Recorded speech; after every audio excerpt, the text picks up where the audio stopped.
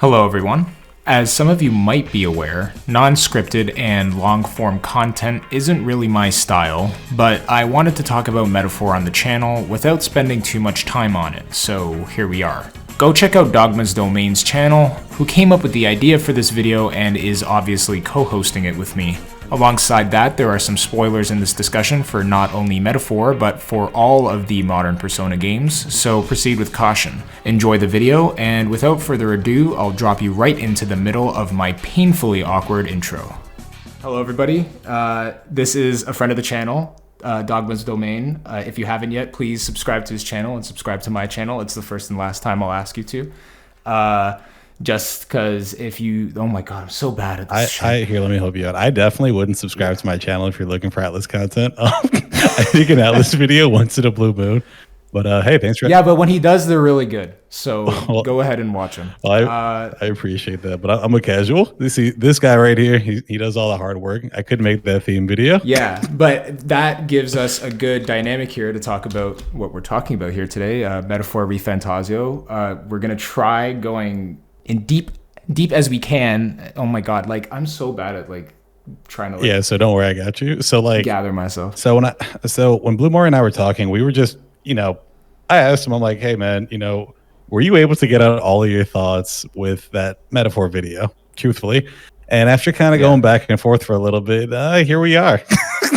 Just a safe space where we can just talk about our thoughts of the game. I obviously made a video, so feel free to check that out. But this is more so just an area for Blue Mori to just talk. I'm very curious to hear his thoughts, and then obviously talking with somebody I think is just more interesting than let me just write a script and then let me produce a video. So we just thought we'd do something fun. So if you made it past that disaster class of an introduction, I want to be able to put my opinions on the game out there, and also I think it's just a good idea in general to just discuss things in this manner and like talk about. Again, we have a lot of things to talk about, but more specifically, I'm excited to talk about like the narrative portion of this game, because there's an abundance of metaphor content, and not to say that nobody, because we've all done kind of plot analysis or opinions. There's a lot of kind of discussions about that, but not really a lot of discussions of like how I guess going really deep into it with multiple people and like kind of sharing a different outlook on the game. As Dogma mentioned, I'm like an Atlus freak. He's a lot more nuanced in his taste, so I feel like it's a good basis for understanding kind of how people feel about the game. I do feel like, and again, like we'll get into this a bit later, but the game kind of took everyone by storm like the first month. And just to be clear, like me and Dogma both like the game. We both think it's a good game. I don't want to speak for you, but go ahead. I think it's a solid game. Like I don't think it's bad. People watch my video and they're like, dude, you hate this game, and I'm like, no, it's no, I don't hate it. It's just there's a lot of things that I guess people maybe don't like. It's not that people don't want to talk about it. It's just like the game has a lot of, obviously made a massive impression on people and critically did very well. But in the same way that after a modern Persona game releases, it's only standard for once everyone loves the game, you need to kind of dissect it a little bit and point out what we might not have liked about the game as much. Not to be too overt. Sorry to cut you off, Dogma, but not to be too overt. But I think both of us would agree with the sentiment that this game might be slightly overrated by critics. Like when we're talking about like a Metacritic score of what was it, 94? I wouldn't say. I think it's like the third or fourth highest Metacritic scored game this year. Yeah. Oh no, it was the second highest or third highest. Yeah. Yeah. Which here's the thing: if you're not an Atlus nut like we are, and you've played like almost all of their last couple of games, it makes sense, right? Like you played Persona 5, you're like, wow, they haven't made anything. Made Persona 3 Reload. This is pretty cool, but it's a remake. And then you get a brand new game, and it's And then it's like, oh my god, this is so cool. Yeah. So I guess to introduce some structure to this conversation we're having, so we're gonna kind of take everyone through the beginning of Project ReFantasy. Metaphor ReFantazio, kind of like putting everything into context, like talking about development and things of that nature, of like what could have influenced things to play out a certain way. And again, we'll get into our opinions on the matter probably later into it. Maybe we're going to talk more about our impressions of the project in general first. And then we're going to kind of ease our way into that stuff about what actually happened in the game. But Let's just start off with Project ReFantasy and kind of how that came about to be. I can't remember off the top of my head the specifics of how exactly it was revealed because I wasn't in the fandom at that time. I think around 2018 is when I got into Persona 3. So after Project ReFantasy was announced. But the one thing that Atlus heavily advertised about Project ReFantasy is that it was going to be a deviation from what was kind of happening in the company with, modern Persona happening all the time, less risky spinoffs. They wanted to shake things up, right? Yeah, they wanted to because all that they've been doing up to that point is just like Persona, Shin Megami Tensei, and all artists, all creatives, anybody that's ever had just that burning fire to do something new. After you've been working, if you're a Hishino, right, and you've been working on Persona since 2006 and SMT since 2003, yeah, man, variety is the spice of life. Yeah. So thus Project ReFantasy was born. The craziest part about it, though, and I think the reason why it had so much hype was, the names that was tied to it, right? Or the names that were tied to it. I can't speak English. Dude, like Sojima, Hishino, Meguro, like those are titans. Those are Atlus and not only that, but once it was revealed to be Metaphor ReFantazio, you had people from Neon Genesis Evangelion, you had people from Nier Automata, you had people from Etrian Odyssey. Like they very much and it very much was a star-studded cast, but I think it might have given people it kind of overblown what the actual scope, real scope of the project was, where I don't think that this is a game that necessarily had a ton of money poured into it compared to, Persona 5, and that this game is very much compared to Persona 5. I do feel like the budget that we're talking about here, even though, yes, the people who worked on it were Atlus's best, that was definitely a point of contention. But I do think it's kind of a strategic thing, right? The younger staff members are getting in control of the main series, Shin Megami Tensei and Persona, for a more sustainable future. And these guys who have already proven themselves are trying to, find something that's a bit more different from what they've done in the past. And then in the end, was it really that different from things that they've been working on in the past? We don't know for sure if that was their thesis statement with the game, but it very much sounded like that was the case when Project ReFantasy was kind of first being announced. But and again, that's kind of how our expectations as fans go. They could have had that from the beginning, that it was going to turn out this way, because we were only going off of concept art and a few musical tracks. Yeah, and don't forget about that deleted thing that you said you can't find. Yeah. So another thing that and again, someone could fact check me on this, but I very vividly recall, and I think it might have been on a Johnny Awesome video. He was just going over the promotional material for the game, and it literally said verbatim, "This is not Persona. This is not Megami Tensei. This is a new something JRPGs, fantasy, innovating the fantasy genre," something like that. And the game is literally Megami Tensei. It falls into the Megami Tensei universe. I explained this in my Metaphor video. Magla is literally Magatsuhi from previous Atlus games. When Yufa, and again, we'll get into characters and stuff, but one of the characters in Metaphor can summon literal SMT demons, and it's not just a cute reference. They literally call these the demons of old in this post-apocalyptic world, and what happened pre-apocalypse? I think they have something to do with that. It's very much Megami Tensei coded. Honestly, and it wears it on its sleeve. That's the funny part. It literally is it wears very proudly the Atlus tradition, and that's I don't necessarily dislike that. But I do think that there was a bit more that they could have used to deviate from previous games. And to kind of add to some of that too, just to make something abundantly clear, because I know that there's going to be somebody in the comments that's going to write, "Oh my God, what's so wrong about using the same mechanics?" And there's nothing wrong with using the same, with leveraging mechanics from successful franchises. But at the same time, you have to know that when you do borrow a lot of mechanics, like say social links to followers, press turn combat to SMT, it's just going to inevitably be compared, especially when a lot of the promotional material, a lot of the senior leadership have just been kind of hyping this game up as something brand new. You guys aren't going to be ready for it, and we just want to do something different. So yeah, long-winded way of just saying, just because you borrow mechanics from other successful IPs, that's not what makes it so inspired, for lack of better words. Yeah, for sure. The one, like, going back to like how the game kind of went development wise, I am curious, and again, this is complete speculation, but this game took 7 years to come out. Was it more than that? It might have been 8, probably 7. I think it was announced in like 2017. Right? I think it was it. Yeah, I can't remember the exact year, but it was either 2016 or 2017. So yeah, it's been in the oven. Yeah, it's been in the oven for quite some time, and I do wonder, since it was the pandemic also really didn't help. Yeah, pandemic definitely didn't help. Shin Megami Tensei 5 was impacted with this as well, of like, managing the new technology and stuff like that. Like, people, Atlus has kind of always been behind the 8 ball. New technology, people all working together in the office. And shout out to the Persona, what was it, like the 15th or 20th anniversary? 25th anniversary. Yeah, that it's funny because it's like, oh, we were a year off. Like, oh, we had Persona 3 remake, but it wasn't ready yet. Sorry, guys.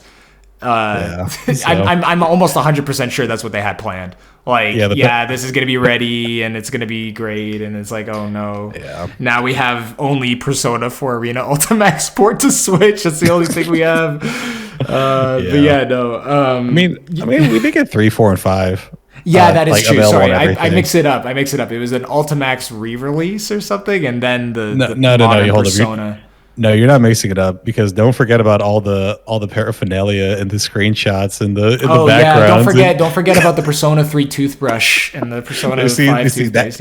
And that's what I remember from the 25th anniversary. Yeah. But anyways, going back to the Project ReFantasy. This is going to be such a chaotic video. Absolutely. But yeah, no. If you'll let us ramble about this for a little bit more, just the development cycle and going back to that original idea, I think that what could have happened was that they had a very ambitious idea of like, how are we gonna yes, they really did want to make this like not at all like Megami Tensei and just like a brand new foray into like something completely different. And then maybe they were hit with the reality of like, we're a brand new studio. We've only at that point, Studio Zero's only game was Catherine Full Body, and I don't have inside information, but I don't think it's a massive development team, not compared to modern Persona or even Team Maniacs. Right. So, like, people don't realize, like, Team Maniacs, like, there's a B team in Team Maniacs. Like, they're the people who make like Soul Hackers and Tokyo Mirage Sessions. Like, they have so many people that like they could have a smaller group of people make an entirely new game. So Studio Zero is the third studio in Atlus.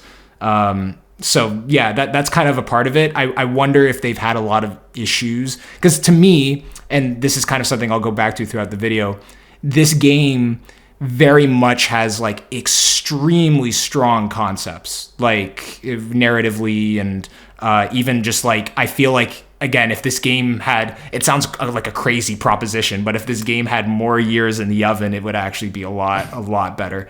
Obviously, the realities of the world we live in, that can't happen. Sega's pointing at their watch. Hey, Studio Zero, we need to release this soon. And especially when you have a ton of developers too that.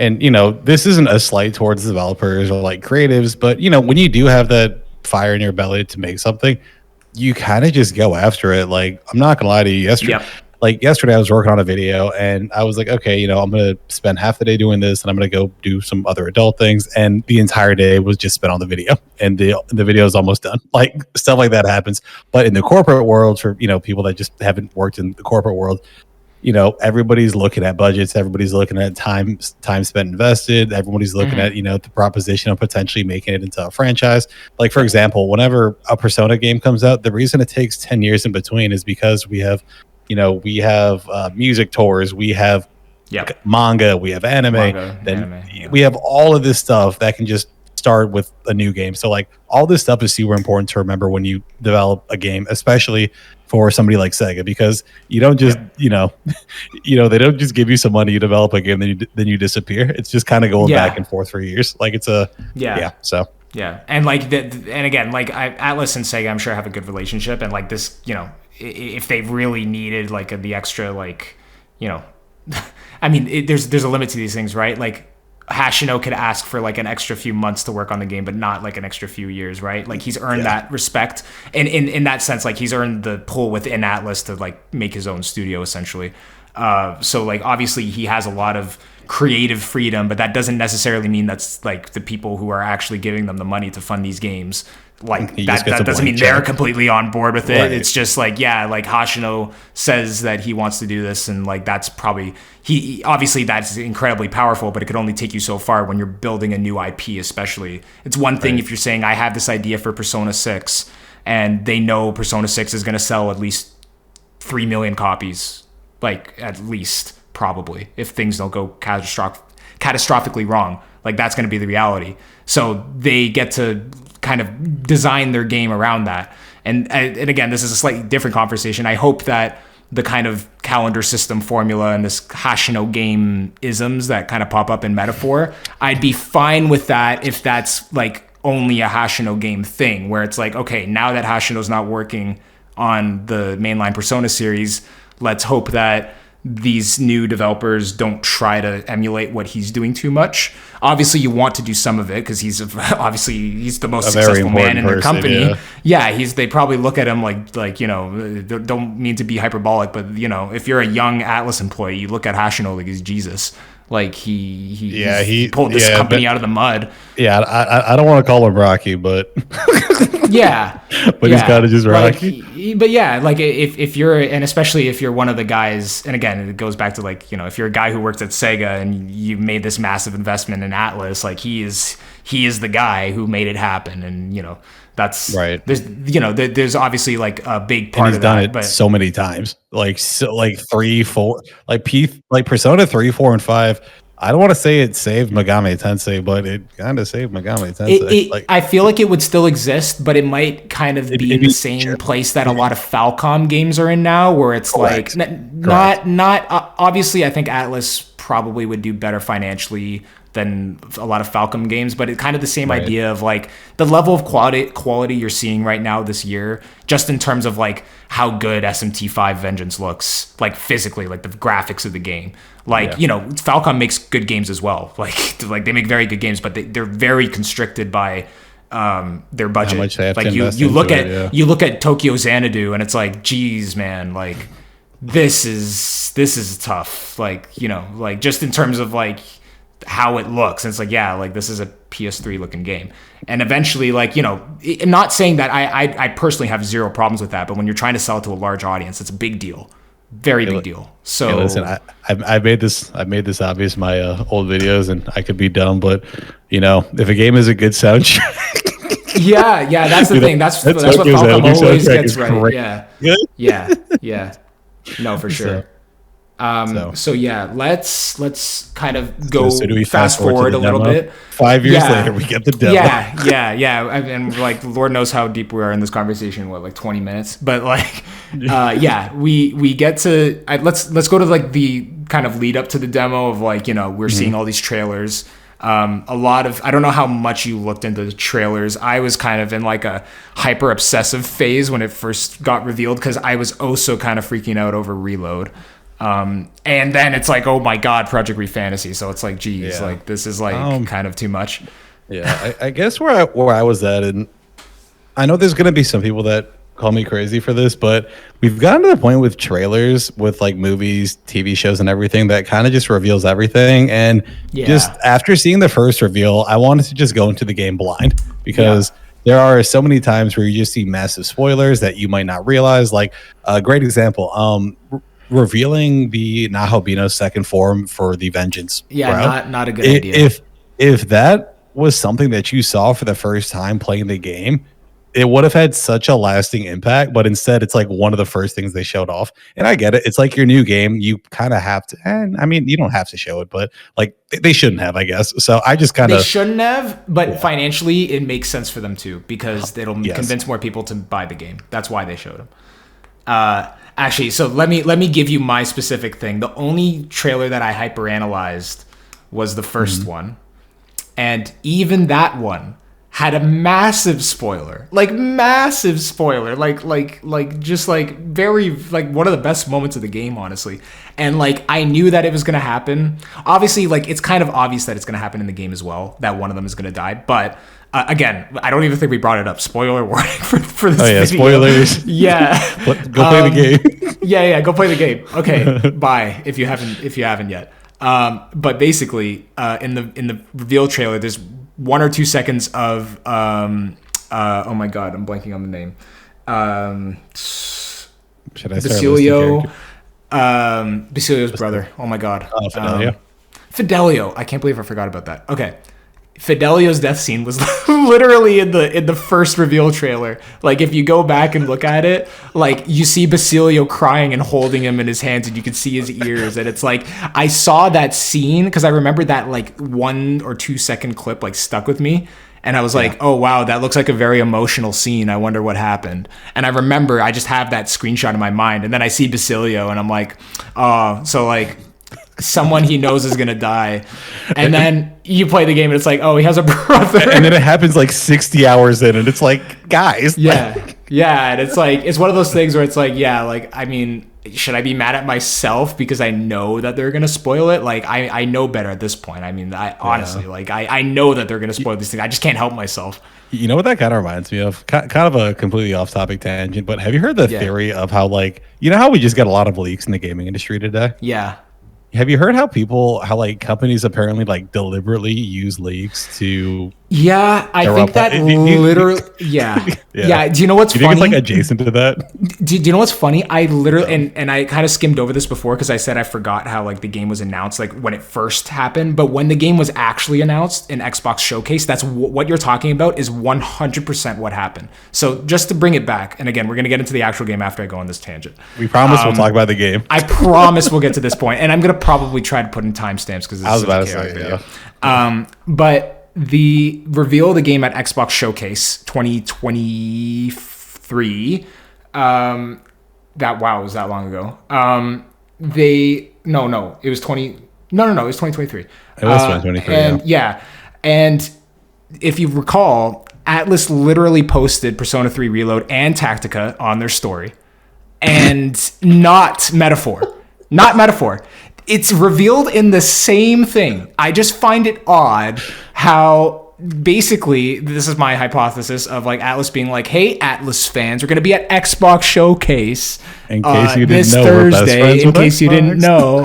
And like, yeah, and it's funny because it's like, it worked. Like a lot of Atlus creators are watching that. A lot of JRPG fans were watching the show. And they need to understand the trickle-down effect of like you kind of signal to the Atlus creators, like I'm just going to throw out names like David Cass, for example. He does a lot of Atlus news. Whenever there's a possible announcement, he's watching. It doesn't matter like where it is. And a lot of people are informed through him. So like him knowing that he's going to be watching that, even though Reload and Tactica were already leaked, they're like, hey, like let's boost like this like Metaphor thing, because like people who know ReFantasy are going to be freaking out regardless, right? But no one knows what ReFantasy is, so let's just grab the Atlus crowd in, and then when they see the Atlus logo and this new thing that looks like Persona 6, they're going to be freaking out, and that's exactly what happened. Like again, this game didn't gain a lot of steam up until the demo, and this is a good segue. But like this game wasn't very talked about like months before its release outside of Atlus circles. Like there were not like even within like the casual. I don't want to sound like elitist when I say this, but the casual Atlus circle of only people who only like Persona, and that's completely fine if you only like Persona. Like the Persona, if you don't have the time to play Shin Megami Tensei games, more power to you. Yeah, like, in case you don't have, of course you don't. In case you don't have time like to play 30, I do not want to make that sound like elitist at all, because it's like, dude, I kind of envy you. Like, I wish I didn't go down this rabbit hole, and like now I'm like, I haven't finished Strange Journey, and it's like affecting my self confidence as an Atlus YouTuber, and it's like that kind of thing. Bro, I've been baked chicken since I turned into like a Persona fan, and then I played Nocturne, and then I was like, wait. And dude, it's so funny because I played Nocturne. I'm like, this game sucks. And then I get towards the end and I'm like, wait a sec, is this just one of the greatest games that I've ever played? And the answer is yes. And then I started YouTube. Yeah, it's funny because it's like I got the whole like SMT is hard thing again. This is like a tangent, so I'll make this brief. But like SMT4 was my like kind of foray into SMT stuff, and like the beginning of that game is balls hard. Yeah. Like the first like 10 hours, like to the point where it's like, what the hell's going on? And it's like that was like, oh well, they don't f around. Let me like finish the Persona games before I get to this. And that was kind of like that my impression of SMT for like 2 years. And my favorite part about it is like the hardcore like Megaton base is like, dude, why don't people play our games? And then you play SMT4 and it's like, I wonder why I can't beat the first boss. Like yeah. And it's like, and then you say like, oh, like use buffs, don't bring Walter, but it's like it's beginners. I can't choose. yeah, that's another thing. I can't choose whether or not I can't want to choose. This game has smirk. Like yeah, exactly. But yeah, anyways, let's go in. Yeah, demo drops. And yeah, the non, like, let's just say, because I do feel like SMT fans, like, because, you know, you have to be kind of knowledgeable about Atlus in general to even get into SMT, because most SMT fans got in through Persona, blah, blah, blah. And, like, the niche fan part of the fandom that was, like, really into these games obviously was very excited for this game. But the broad, you know, people were kind of like, oh, it's Persona, like, fantasy Persona. It's like interesting, but it's like, then Atlus did something that they never do, and I'm very glad they did this because I don't know. Obviously, this game would have done well, like it would have done okay for sure, like not bomb. It wouldn't have bombed, but I just don't know if it would have been as successful as it was if the demo didn't happen. Because people, when they dropped this demo, it was almost instant, like the change in the way people were talking about the game. Right, the public reception really changed. Yeah, it was like literally overnight, and like then it gained more steam because it was pretty smart. It wasn't like a super pre-release demo. It was like a 10 days before or 7 days before release demo. So like for most normal people, obviously I finished it in like 2 days, but most people spend like, you know, a week doing a 10-hour game. I was going to say, I had a friend who spent a week playing the demo, and he was like, hey, I'm just going to max out everything. Yeah, and it's funny, and it's actually very smart the way that these demos are fashioned. And I have a YouTuber, Jesse's Auditorium, that I know, like I've talked to him. He's always been like against playing Atlus games. For like, it's more just like it's never grabbed him. But then he played the SMT5 Vengeance demo, and like he's just like so absorbed into it now, and like he was like, he can't play the game for the next 6 months because of his streaming and YouTube schedule, but he knows he's gonna play it because it's like, I'm 20 hours into this. Like I've invested so much. I've like poured so much like love and effort into this. It's like there's no way I could put it down. Like that, it's that kind of like thing where it's like like these doing demos for JRPGs is good. The companies need to do that more if they want people to actually buy their games. And especially, and I think one of the strongest things that the demo had going for it is just the fact that you could carry over your progress. Having a demo is one thing, but the fact that, and you know, JRPGs, these are games that traditionally take a lot of time to get through. You are going to be sinking time into these characters, leveling them up, and you know, in Metaphor's case, I don't know why I can't speak. In Metaphor's case, you know, with your archetypes and how they work, it's just going to take a while to grind all that stuff up, and then once you play the demo, you are just kind of in that rhythm of playing that game, right? Like, you know, I'm going to go here and get up my royal attributes. I'm going to go here, talk to my followers. I'm going to go here and, you know, take on the first dungeon, and then, you know, I can't speak anymore. Proceed through the game and so on and so forth. So it's like, I thought the demo was good, but I guess now is the time. The segue into actually talking about the game. And then there's actually playing the demo. Yeah. Well, okay, so this is interesting. Maybe this is the most we kind of have like a differing opinion on anything, because I feel like generally speaking, we have a lot of stuff with the game.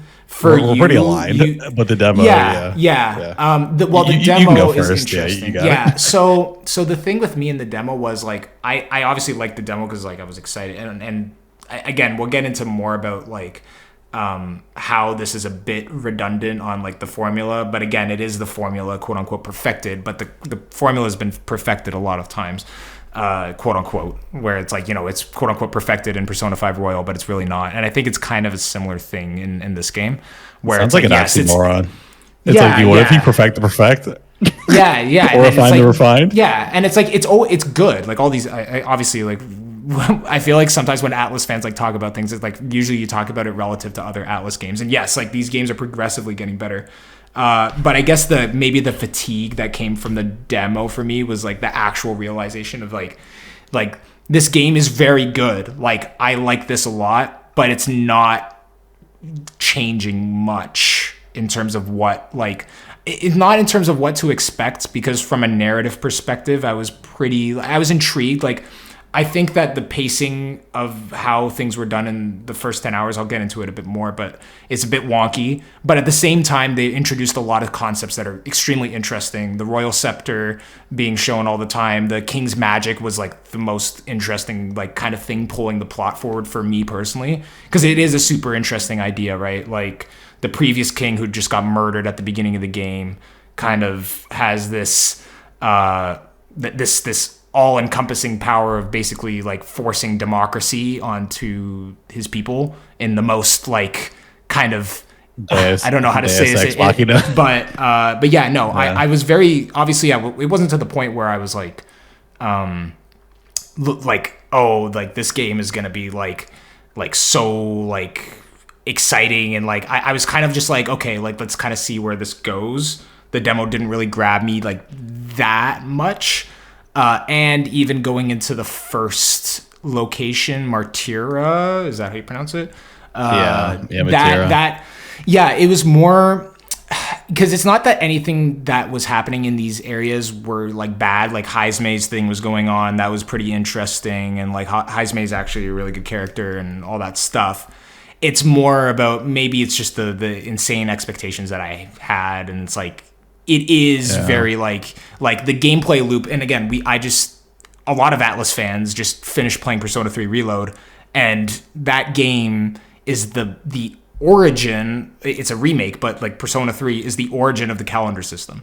And you played this 80-hour game of the calendar system, and now it's like, oh, there's this new IP, and it's like it's gonna be like, you know, a different experience. We've been told it's different, yeah, we've been told it's different, and like it's funny because then we play SMT5 Vengeance, and obviously the game has way more in common structurally to Persona 3 than SMT5 Vengeance, even though there are some similarities.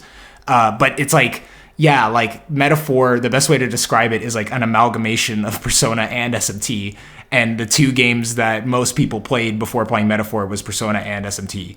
So it's like you would expect that the new IP would kind of differentiate itself more. And again, I understand this is like the Atlus 35th anniversary project, and yes, it's like it's an ode to. It's like an amalgamation. It's the most celebration. Atlus game. Metaphor feels like a celebration of Atlus. Oh yeah, 100%. And obviously, as an Atlus fan, I enjoy that. But it was more about like kind of like settling into like what this game is actually going to be. Like when you see the reveal trailer and all this stuff, and you kind of, your mind can run wild about how expansive the game is. And I mean, you guys are free to disagree with me, and maybe this is one of the biggest criticisms I have of the game, but this game is not expansive at all. Like it's not a massive kind of thing, right? It's framed in a way where it's like you're going on this big adventure and that's what you're doing. But when it comes to like the actual like locations you're visiting, and like again, we'll get into like the dungeons and stuff like that. There's a lot of like the same kind of thing going on of like, you know, like there's three main locations and then there's two slightly minor locations.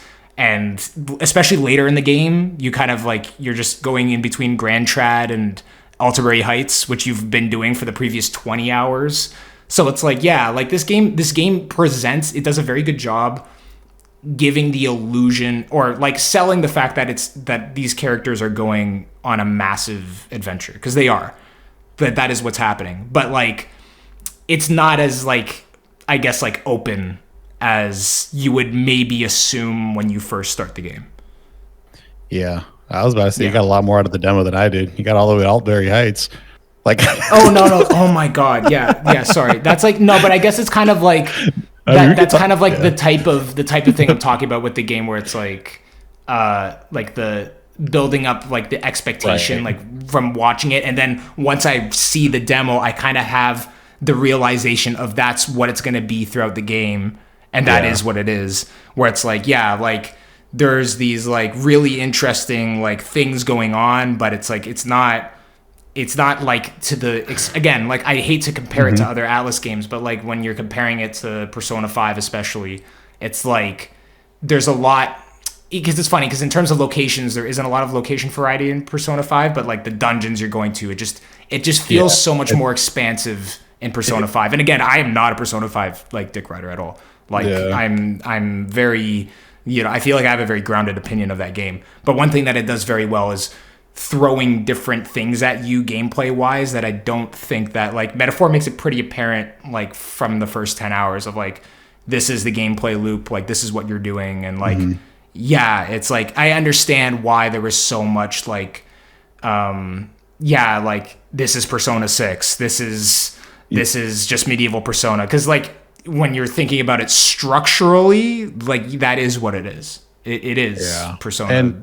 And something else that I wanted to kind of like, I guess, extrapolate on a little bit is you talked about how a lot of people have issue with comparing Metaphor to Persona or with SMT. But I mean, here's the reality, Hoshino, here's the reality. When you're going through like, I don't know, I love Christopher Nolan movies, big fan of his movies.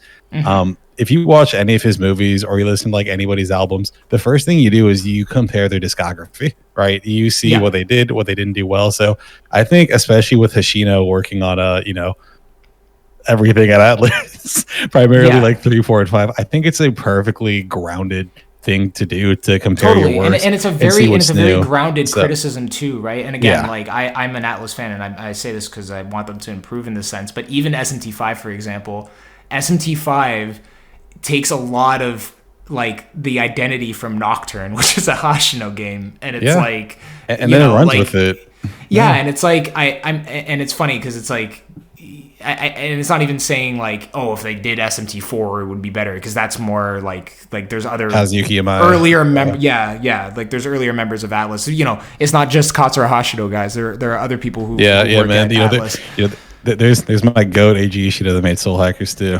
And Strange Journey. I always got to bring up how that's the creative mind behind Strange Journey, because everybody's like, dude, don't let Ishida make anything else. But when he did cook, and there's so much nuance in these things, right? Because like if I remember correctly, like Strange Journey, like, and actually SMT4 is probably the best example of like I believe like Kazuma Kaneko worked on the concepts for. I think he wrote the scenario.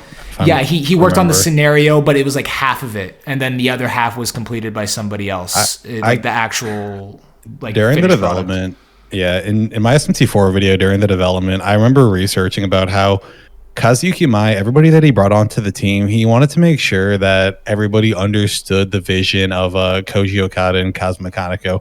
He said that it's important to preserve their essence, and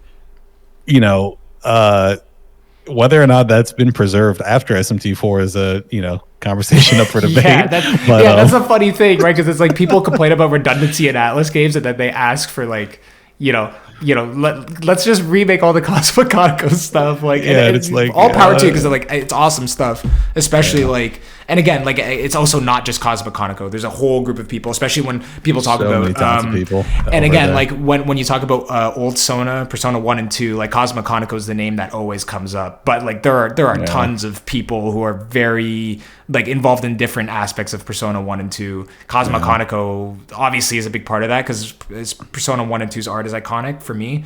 But like it's one of those things where it's like, like Hoshino, I do feel like it's a fair thing to say that like a lot of things that have come across in his games, whether it be SMT or Persona, or even like I'm sure it's like less overtly some things from Catherine, some lessons from that have been used as well. Of producing these games, like it's okay to be critical of them being formulaic, and that's an industry wide problem. Like even Nintendo, who's consistently been the biggest wild card in the games industry since their creation, they even are being quite safe in things that they're doing since the new since game era. Budgets are now like $200, $300, $400 million. So, there's that, and also like and again, people are important, right? Like Iwata passing away is a big part of that. When your business is led by a game developer that produces a different philosophy and that's part of the reason why. This hope that Atlus will go back to how they were in the early 2000s that I have, like, it's not very feasible because that was in a time where these things were throwing everything at the wall, more realistic because you need to do it. Yeah, exactly. They were more realistic, and also like, and again, like I think I honestly I don't think Sega. I think Sega's done a pretty good job. Obviously, I have criticisms, but like I could think of way worse scenarios than like Sega owning Atlus. Yeah. Like some people act like that's like a massive issue. I could think of far worse nightmare scenarios than that. And I think Sega has done like a really like in terms of. I feel like now they're kind of turning the corner of like, this isn't just like. Obviously you make an investment to make money off of it, but there's so much that Atlus has in its history, and Metaphor is a good kind of indicator of like the formula that they've built is very successful. And it's not necessarily that you need to discard that formula.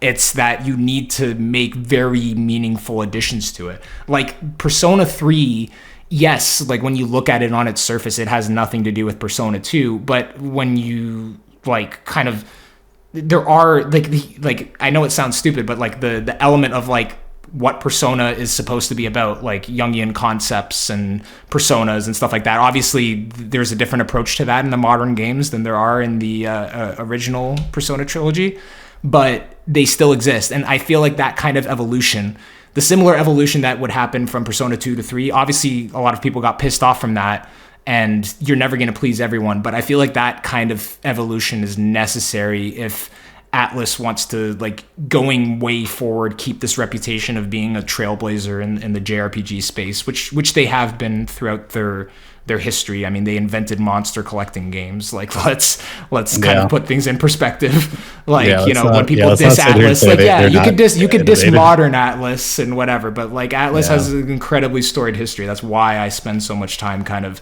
emphasizing them on my channel, and why there's like almost an endless amount of content, because they're very storied. So, something you pointed out during the demo, though, that I wanted to go back to, if we're still in the demo section. Yeah, this has become like an amalgamation of a video. Like, we're talking honestly, about it's cool. We're just flowing. Yeah, we're flowing. I hope people are enjoying that. But something you pointed out that I thought was super interesting that I never even really thought about it until you brought it up was the expansiveness of it, because. Going back to how, I guess, inspired this game is by other Hoshino projects, you can definitely tell that, they had creativity within framework, right? Like, this game felt like, very strongly.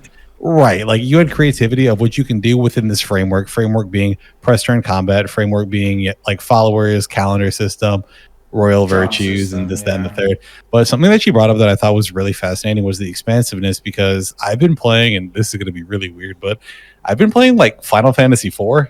Don't know why it's 4, but been playing Final Fantasy 4. I tried 4 too. Tell me about it. And running around in the game, and obviously the game is not that big, right? Metaphor is much bigger, but there's something almost captivating or just engrossing about just having this open world that you can run around with, like villages and stuff to discover. And I think that's just the byproduct of, one, obviously not being tied to the calendar system and not having to go and become a virtuous person, but more so that, you are able to have these moments where you just kind of run around, fight a monster, you stumble upon a cave, you find a rare piece of loot, you find a chest, you may find a new party member and stuff like that. And just that sense of expansiveness just doesn't really exist within, again, the framework of this is a Hoshino game. We need this, we need this, we need this, we need this time. So it's really, I just thought I'd call that out because I thought it was really fascinating, because the more I think about it, I'm just like, the game looks bigger than it is in terms of scope.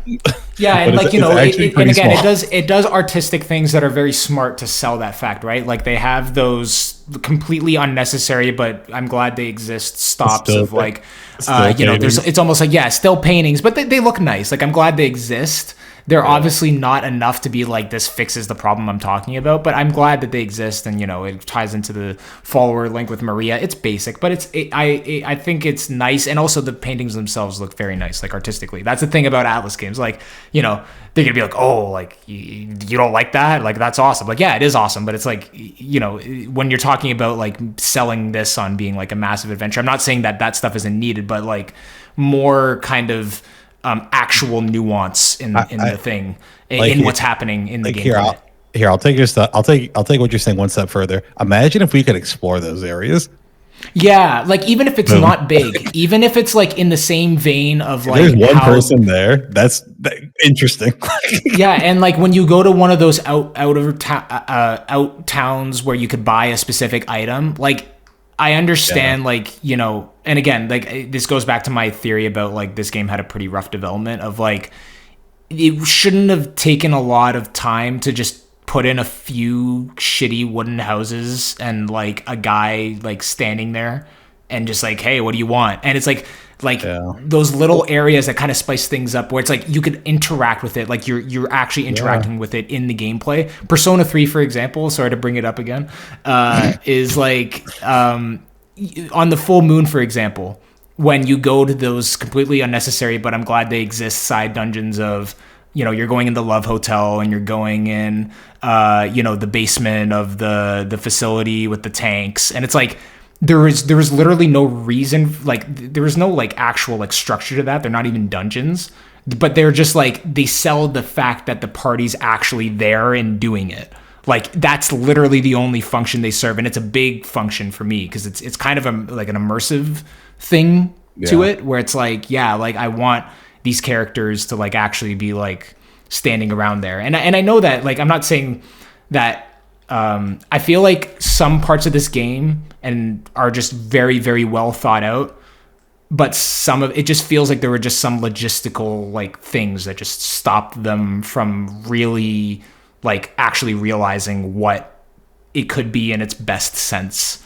That's kind of the thing I keep coming back to. It's like this, like when you criticize things, my criticisms of this game, they're not necessarily that the game is doing something wrong from a concept perspective.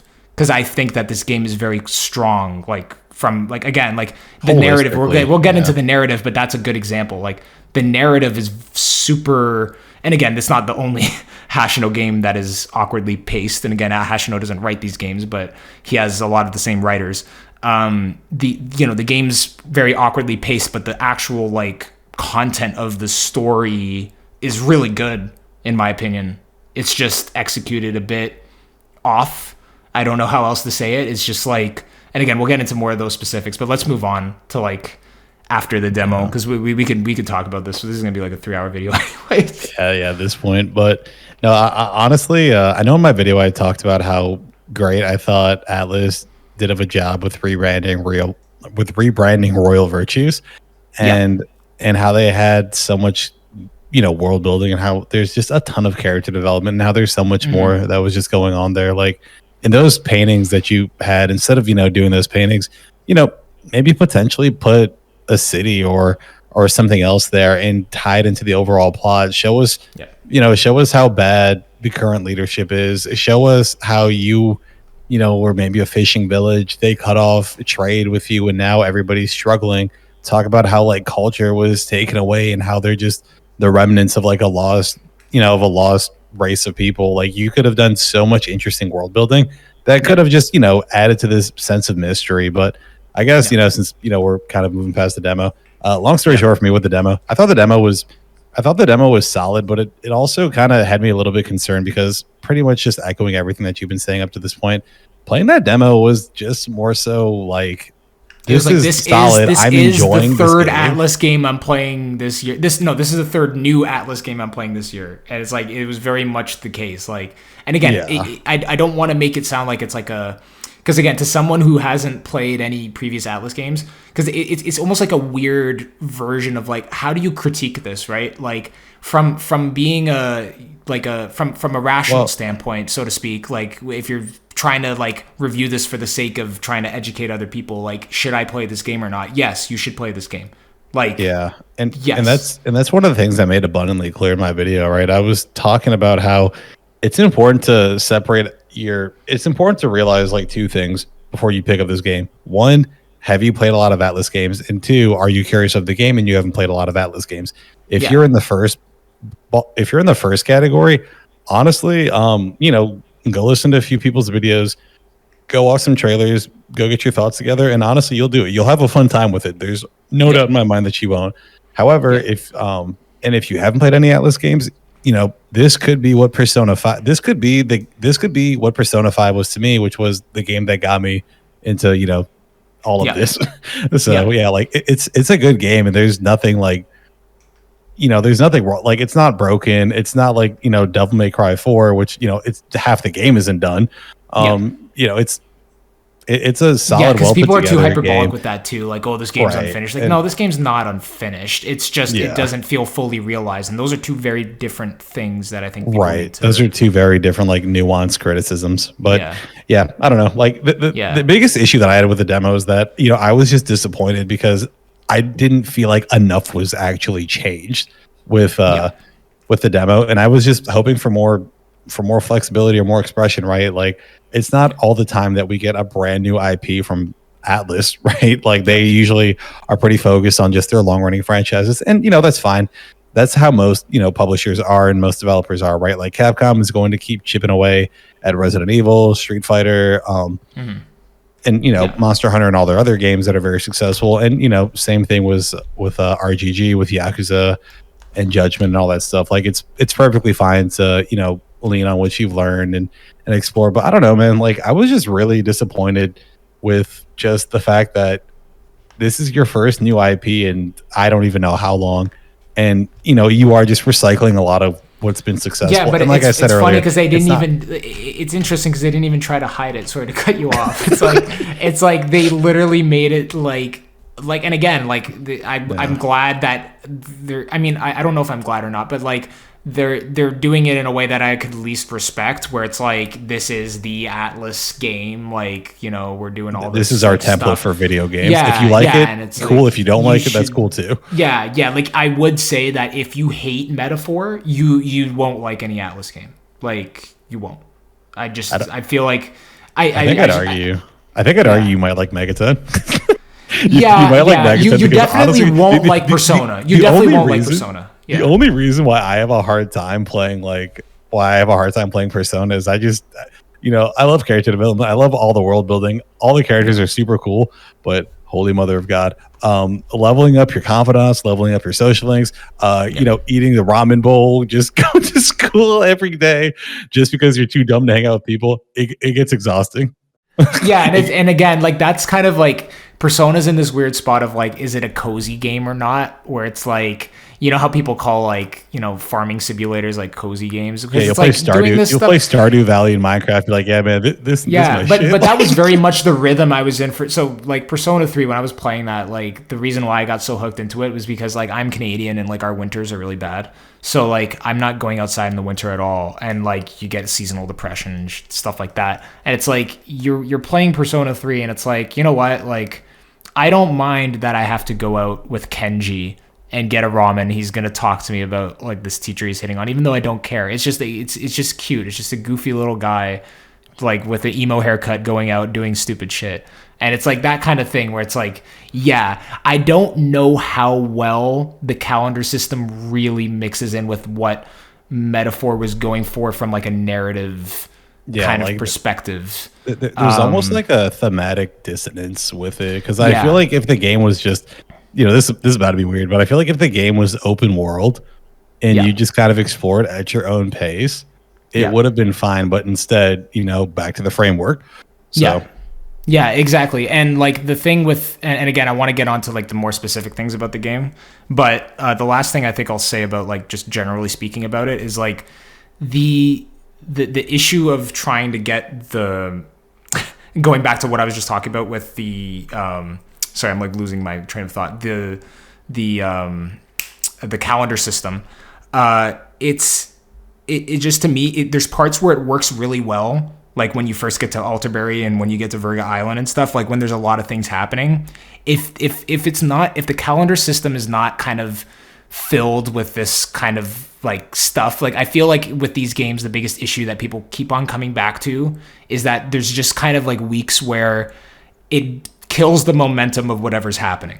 Like, your things are moving very quickly in a short amount of time, and then 2 weeks will pass in game where you're kind of just doing the same thing over and over again, doing side quests, doing whatever, where I feel like, and again, like not to say that the calendar system doesn't work for Metaphor, and they definitely reworked it a little bit. Usually a calendar system's like 8 months. I think Metaphor goes over 4 months, but it spaces the time out differently. I do feel like they need to find like a different, like almost a different approach, in the sense of like you could still do time management, because I don't think that's an inherently bad thing, but not in the same framework that it happened with Persona, because it's just two different experiences you're going for. Like, especially like in that, like the contemporary setting of Persona, I feel is a lot better for a life sim. And not to say that elements of it doesn't work for Metaphor, because you're trying to become king and you need to develop relationships with a bunch of other people.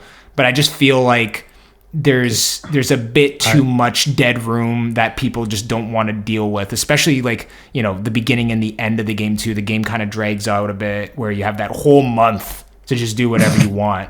And it's like, like you could, but you were just talking about Luis and he's about to take over the thing. And I get it. The Day of the Hero, there's a reason why that you need to wait. There's a world reason why you do this.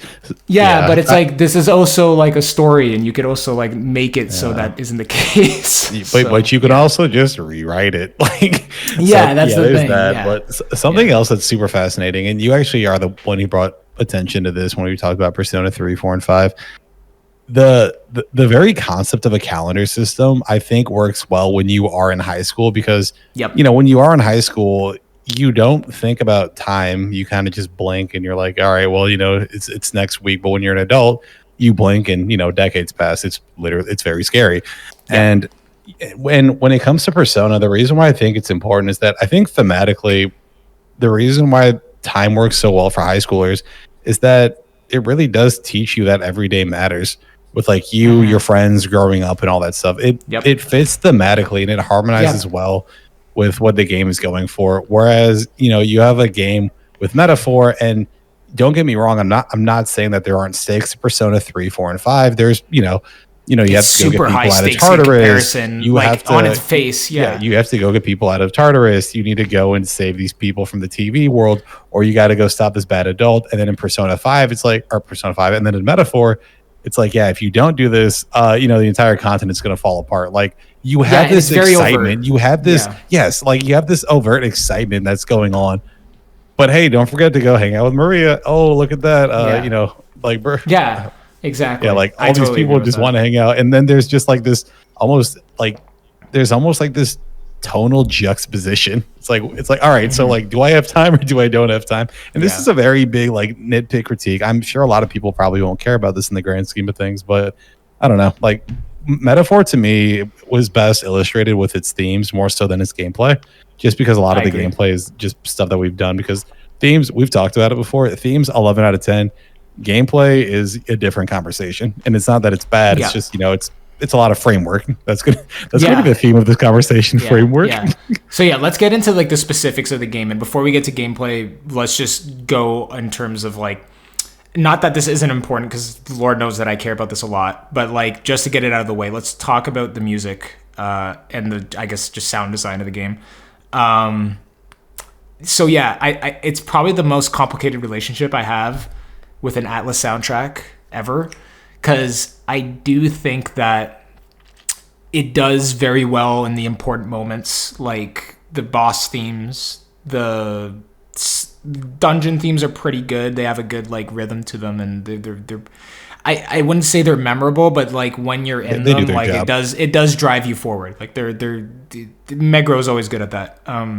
He never really makes music that you feel that it's like with the exception of Persona 1 PSP, music that just doesn't fit what's happening. Like he does a pretty good job of like understanding what the game calls for.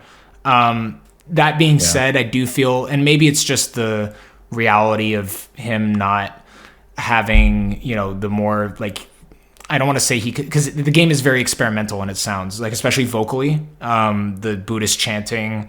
I don't know if I know that that's what it is for the battle theme, but like stuff in Virga Island, for example, I don't necessarily love like the like weird whispering stuff that they do like over. It does sound a little odd, but like I could appreciate it at least. I guess it's more that like Atlus soundtracks are always like 10 out of 10s, like genuinely, or 9 out of 10s, and then this one is more like a late 70 out of 100 score I would give it if this was Metacritic. Like I'd give it like a 78, 79. And like when you hear that, it's like, oh, you hate the soundtrack. No, I think the soundtrack's good. It just doesn't have that like thing that other Atlus sounds have, especially Meguro projects, of just like I could remember this, like again that battle theme, because you hear it so much, you know it. But I know I'm not the only person who says this. I like the battle theme, like especially when I first heard it. And like the Buddhist chanting is kind of like, it gives the same kind of like intensity that Lotus Juice rapping in Persona 3 does. It's kind of like pushes you forward, and it's like dramatic, and it's like, I like it, but it's just for the whole game. And the amount of times that like different battle themes would pop up. And again, I don't want to compare it to other things too much, but it's inevitable, especially when talking about Atlus Sound Team. But like the other soundtracks are so deep in that respect of like, you even like, they have like a sub boss theme and a boss theme, and like Metaphor has that, but I just feel like they don't stand, like those songs don't stand out as much as their contemporaries in other Atlus games. But I could definitely name favorites. I don't know if you have any things that stuck with you. Well, when it comes to the soundtrack, so just kind of echo what I said earlier. I think it's perfectly fine to compare previous works to like their current works, right? Same thing with like Shoji Meguro, same thing with Hoshino, Eiji Ishida. Pretty much pick anybody, Kazuki Mai, anybody at Atlus, and I think that's perfectly fair. And honestly, it sounds like you and I are. This is one of those things that we're pretty aligned.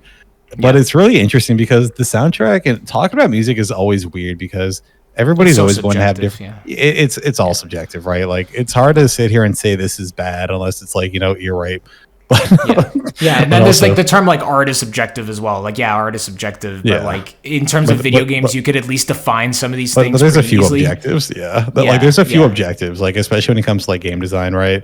Yeah, like especially if like certain mechanics are well thought out or not. But and music has that too, but not in, I guess, in an overt way that like visual media does, because it's very hard to define like what the sounds in your ears that you like that somebody else might not like. Like some people hate death metal, but like some people love death metal. It's like I could completely understand why you would or wouldn't like that, and that might just be like a completely individualistic thing.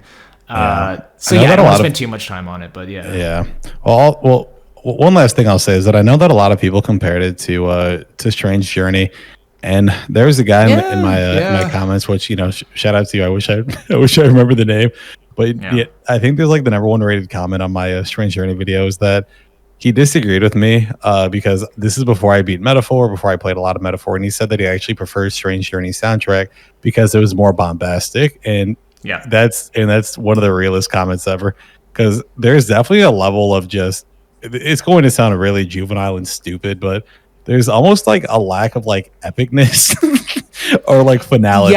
It's funny because it's funny because I think it kind of works, but it kind of doesn't, right? Like it kind of works because you guys are racing to become the king. You got to stop Lewis. There's all this stuff going on, but all of this stuff will happen, and then Hulkenberg will just go and eat like anything off the ground, and then it's like a funny moment. So like it kind of works in those moments, but no, like the one thing I'll say is like I don't want to give the impression that like none of the like music does that, like because like the one track that I really do love from this game is the song that plays when you fight Luis. not like the end Luis, like the first two times. It Oh, literally, the name of it is called You Face Luis Guillaburn, which is a super uncreative name. But at the same time, like It's so hard. It's really good because it blends into like the scene, like he's doing his like pre-fight speech of like attacking any number, like that, like you know, it's also one of those things where, and again, like I always fight with myself because like I like SMT5 Vengeance's soundtrack. I think it's Kazuka's best work, like technically speaking. But in SMT4, I feel like the game did a better job of using that sound to kind of like influence like when they're writing like the script for like a certain moment, like when you first fight Minotaur and then that plays, like it kind of like gets your blood boiling. It's like, oh yeah, like I'm ready to do this. What the hell is what is this? Like yeah, and it's almost like a wow, like this music is really like driving this scene forward type of thing. And I feel like it doesn't happen as much. It's literally it's very scary when you first hear it, and then you then you get it on a repeat. It's like, wait a second, this guy and it's funny because it's also how frequently you use the best songs in a soundtrack too. Not necessarily that the soundtrack, maybe it's not that Metaphor's soundtrack is that bad. Maybe it's that like the game doesn't do as good of a job of like showing it off. Like for example, I think one of the best songs I forget the exact title, but it's Requiem for a Hero. It's the song that plays during Fidelio's death scene, and that song is amazing. And I think you only hear it like 3 times, I'm pretty sure, like I could be wrong, but like I only remember hearing it a very few times, and it's like legitimately like probably the best song on the soundtrack.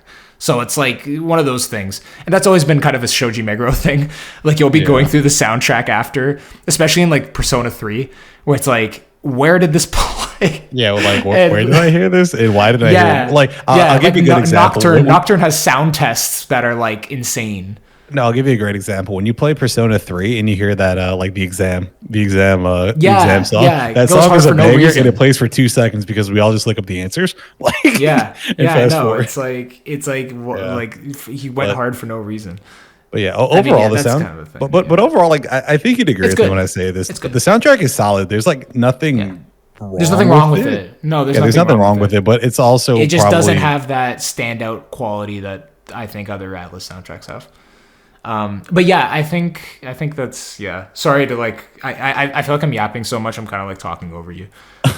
no, you're good. I mean, hey man, we're just vibing. We're just vibing, catching up. But this is I do feel like we've been negative. Let's talk about I don't know how you exactly feel about it, but I think the characters are another highlight of the game. I wouldn't say it's done perfectly, but I would have that's definitely one of the highlights of the game for me. I'll be honest with you, with the exception of Juna, and I know that there's probably going to be a massive Juna fan in the comments being like, "What is wrong with you? That's my queen." And but honestly, with the exception of Juna, I actually think this is one of Atlus's strongest casts. Like I would agree. I was surprised how much I like them. Honestly, I think the one thing that makes them so good is that it blends into the themes of what the game is about like so strongly. Like I feel like the best characters are the ones that kind of relate to the core themes of what's happening the most. Like usually when you ask people, they'll tell you either I feel like usually the popular choices for the most popular characters are Yufa, Haizme, and Basilio. Not that people actually Stroll's up there as well, and Stroll's also a good example of people who embody the themes. The weaker characters for me, and again, not that they're bad. No one's bad, just not our favorite. Yeah, no one's bad, but like I think about Hulkenberg in the same way that I think about like some of like the Persona characters that it's like they're very well known and like I like their design, and it's like like if you want to pick if she's your waifu or whatever, I won't get mad at you, whatever. But like for me, like Hulkenberg is good, but it's just like the other ones were just like so much better. Where it's like, I like Hulkenberg, but she's definitely one dimensional. She's if my prince isn't on screen, what am I doing here? Exactly. It's almost like and my again, prince like, in honor. That's her. And when you compare that to somebody like Haizme is like literally going through PTSD, just trauma of just moving past this, struggling with his identity, trying to educate you and move you forward to make sure that you're in the best position.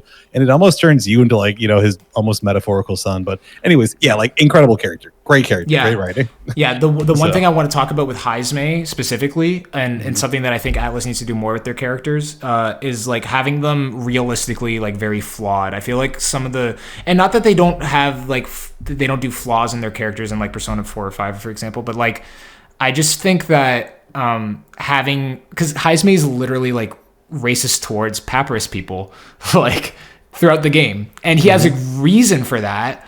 And it's not a justified reason because it's never justified, but like his son was trampled by an angry riot of them. He then he then discovers that it's not that those riots were caused because they were being tortured by the Sanctus Church. So it's not that they're just mindless people who just, you know, they trampled upon your son. But even though the individuals who like might have seen that happening are like awful people, he still, by the end of the game, like, he still doesn't fully get over it, but I think that's fine because it's more realistic of a portrayal of how these things kind of work, where it's like, if something so traumatic happens to you and you blame it on a group of people, that's not justified or right at all.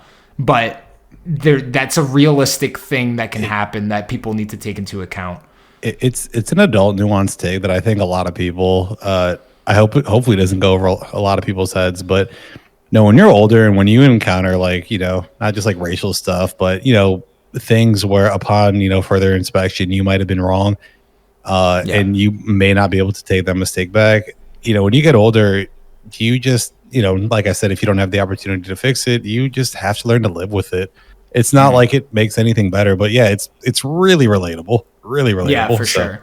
Yeah, just to go through like the highlights for me for the cast, because I want to add some structure to what we're doing, just so this isn't a complete tire fire. I feel like we're getting better as this is going on, but the again, like the other characters I thought were strong. Stroll for me, and again going back to what the game is about, idealism is a big part of this game. It's basically, this game is like an idealism love letter, and Stroll is very much the embodiment of that.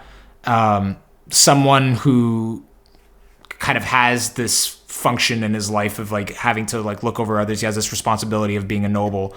At the beginning of the game, like when, you know, the first human fight at the top of the border fortress, he's kind of just like, no, like I'm gonna like just go on, like I'm just a noble. Like it feels like he's just like he doesn't fully understand, aside from the fact that he needs to protect people, that he's a noble, where like throughout the game he really understands the intricacies of what that means. And part of what that means is the same reason why the protagonist needs to cultivate all these relationships to become a good king, is that like it's not about your status as a noble at all. It's more about how you use your resources to help the people around you. And that I think Stroll's very important because the main character, he is voiced as a technicality. If you want to call it that. Yeah, you know, he is still very much a self-insert despite being voiced. I don't think people should argue against that. Like, he has a bit of a personality, obviously more than the Persona protagonists. I would argue the Persona 2 protagonists, just because they actually do have personalities, because you could see that from like the different.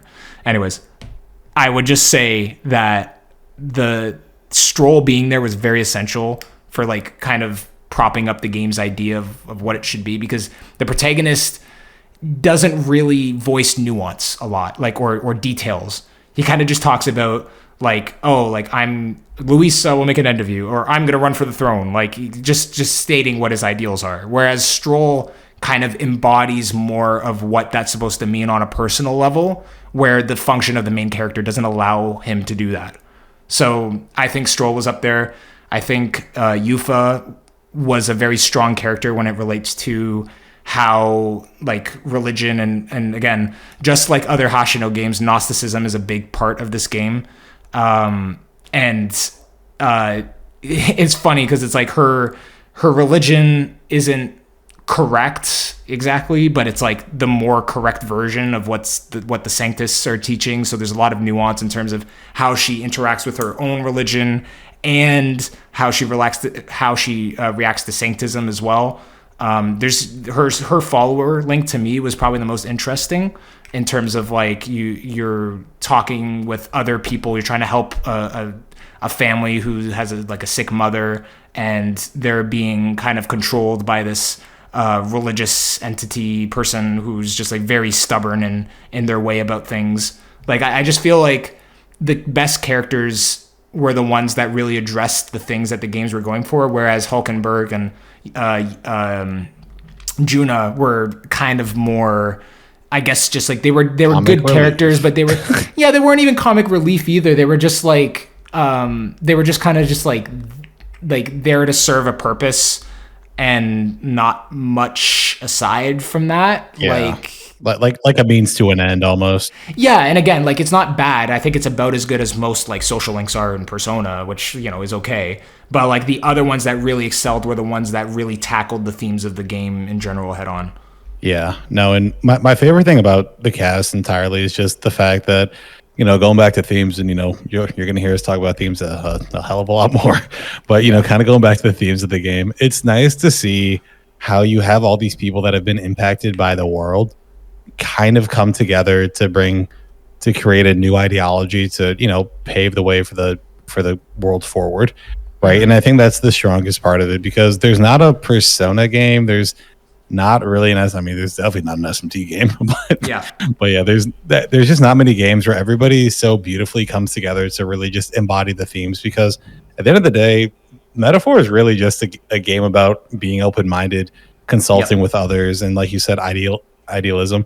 Now, if everybody kind of brought, like, you know, all different ideal, right? So going back to June and Hulkenberg, if they had, you know, if Hulkenberg had more going on with her character about, you know, how, I don't know if we saw maybe like the way she was born and how everybody around her wanted to be in the military, and how the military almost like gave her purpose, and how she almost, you know, hypothetically speaking, just idealized like a militaristic country, and then learned the issues with just ruling through power.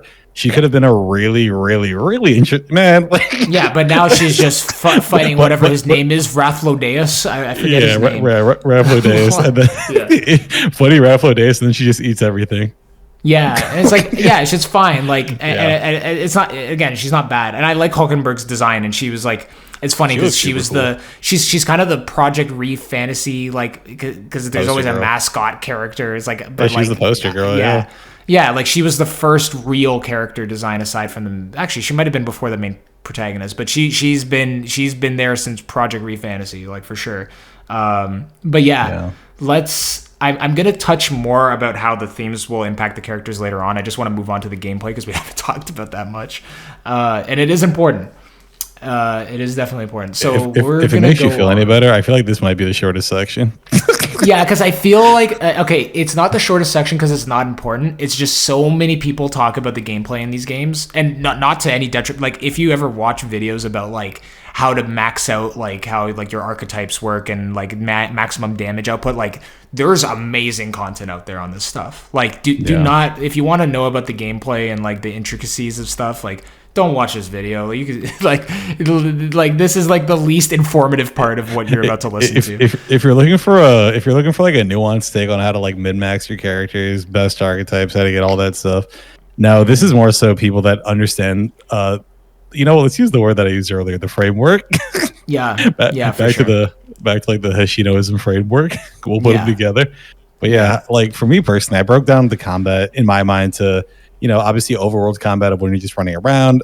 Then you have dungeons, and then, you know, you have the press during combat and all that stuff. So I guess you want to just take it like from the top, just overworld combat. Like, you know, what do you think? And we talked about this before we started, and you mentioned it in your video. The most impressive thing to me was Atlus's first attempt at really doing real-time action by themselves. Like, obviously, I mean, real-time action, like, you know, Persona 5 Strikers was a real-time action game by definition, even though it's like a Musou game and it's different. It still, like, involves the same type of, not even the same type of complexity, probably more complex, but, you know, they had to outsource Koei Tecmo for that. Well, I think it's as simple as the fact that it's part of the core gameplay loop. No, exactly. Like P5 Strikers was that's the game, right? P5 Strikers, that's a spinoff. Like, that's a spinoff, right? Like, that's the game. But this is, hey, we're looking to start a new franchise, new IP, and we want this to be part of the identity. And, I guess my point with that was that Atlus didn't. Yeah, I know, that's the thing. Like, my point of it was like, like Atlus, like, my concern with the overworld combat would be that they just wouldn't do it that well, but they did it pretty well. Like, maybe there was more they could have done in terms of how enemies react to you hitting them, like interesting things that could happen in terms of like, if they were to jump up and do like weird stuff like that to make it actually really difficult to like stun them, because it's not that difficult to stun enemies. But it's also not terrible, right? They have kind of like a recoil thing where like you can't just sit there and hit them, like they're gonna hit you. Yeah. Like you need to dodge, you need to move. Enemies have different weaknesses as well, but kind of to your point, it'd be nice if enemies in the overworld had more than one attack. So yeah, that's the thing. But like that's something I could forgive the game for. Like I didn't find time. that. Yeah, like it's your first attempt. Yeah, and it wasn't bad. Like it was obviously very simple. But my bigger concern would be like is it gonna like not like execute well? Is it gonna like be jank? And it wasn't jank at all. It was actually they landed nowhere it near jank. Yeah, and like you said, the camera's really good. The weapon variety is good. But it's more about like how the enemies would react if they were to make Metaphor 2. Like, how would the enemies react to getting hit with X amount of weapons? Can they do crazy stuff like knockback and status ailments in the overworld? That would be interesting. Like, there's a lot that they can do with that. It's an excellent foundation, and I just think I don't know, like, because I haven't seen other Metaphor videos yet. Now that I have mine out, I can definitely watch them. But hopefully, people praise the overworld combat, because it's it's not every day. It'd be like Activision being like, "Hey, we're going to turn Call of Duty into a platformer," and then it just works. Like that doesn't make any sense, but they did it. So and they've, to be fair, they've slowly like kind of crept up onto that. If you're like thinking about like they used to do random encounters, and now in Persona 3 you hit the shadow and then they turn into something else, and then in SMT 4 and 5. Actually, no, in SMT 5, you get to see what the enemy is, and then you hit them. And then Persona 5 Royal, you can sneak up on them and rip them off. And this is kind of the natural evolution I feel like JRPGs need to go on, especially if they're going to appeal to general audiences. You kind of need this extra factor of the gameplay outside of the turn-based combat, because a lot of people just hear turn-based combat. And now it's funny because like a lot of people who like Persona who don't like turn-based combat will literally say like, it's not that I don't like turn-based combat, it's that I don't like only turn-based combat. Like I want more going on here. And that's fair. I mean, I don't necessarily agree with that. I think you can make turn-based combat in an entirely holistic sense and like do stuff within that to make it very interesting. I don't think it's like a rule, like you need to do this, but I think generally speaking, that's what people are kind of gravitating towards. Well, let me ask you: do you think they changed enough with the turn-based combat in the game? Like, do you believe row synthesis and I don't want to archetypes? There we go. I feel like enough? At this point, like, if they are gonna do things, because this is a very good version of those things. Like there's nothing that I really feel like the system itself is like bad at. It's more about like the thing we talked about earlier about having a fresh experience. Like I feel like you just need to almost like overhaul the concept. I know that this is gonna freak people out, but like I don't want them to go all real-time action. Obviously, I'm a turn-based nerd, but like Final Fantasy, even though they got a lot of backlash for it and like there was mixed results, I feel like completely redoing certain systems might be necessary to like really solve this problem of like, it's not that this system is bad or there's anything functionally wrong with it. It's just more of the same. And even though it's the best version of more of the same, it's not awful by any stretch of the imagination. I quite liked it, but it's like at this point, I feel like just more things need to be, not even more things. I feel like structurally it might need to change, whether that's kind of innovating and finding a way to implement like a turn-based, press turn into like something different. I just feel like, like it doesn't help the idea that this game is just another Megami Tensei game, I guess is the issue, and not that I have a problem with it structurally.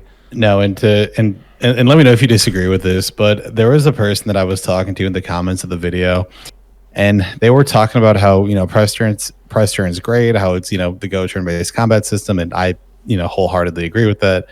And they pretty much wanted every game that Atlus made to have press turn combat, and the reason why I push back on that is because press turn combat, like I said, it's the 10 out of 10 system. I don't know if I'll see a better turn-based combat system. It's funny because I think I've said that like jokingly.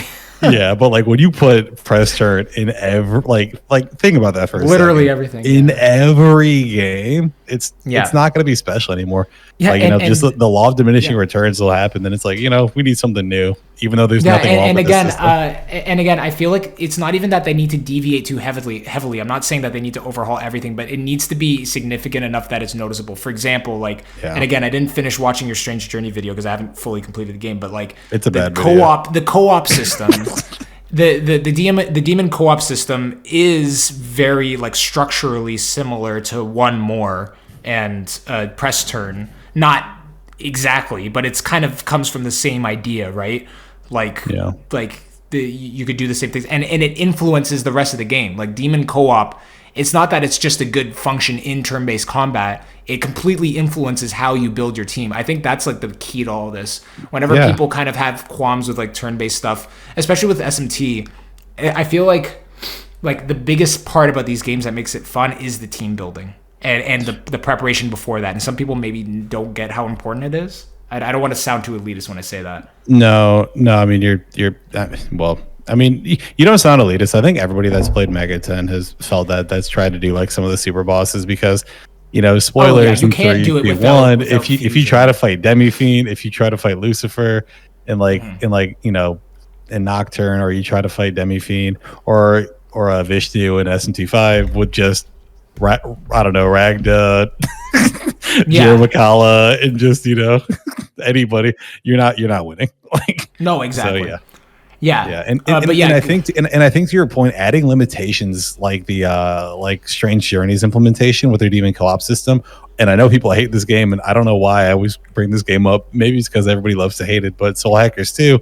The changes that they made with the Sabbath system, I like the Sabbath system. It made it semi interesting, right? Everybody could change demons. Some demons can absorb health. Some demons can do extra damage and money. And I wish you got more of those originally, but the combat itself with Soul Hackers. Oh no, that was the best part of Soul Hackers. The problem was it wasn't bad. It really wasn't bad. And guess what? It was the other gameplay stuff. Exactly. Now when we start talking about the dungeons, and this is an excellent segue into the metaphor dungeons. That's okay.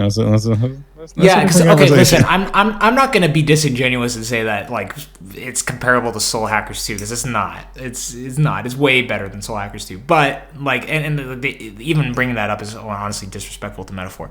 But the dungeon, I guess the issue I had with Metaphor's dungeon, one is a general thing that we kind of maybe didn't fully address, is that this isn't the best looking game fidelity wise.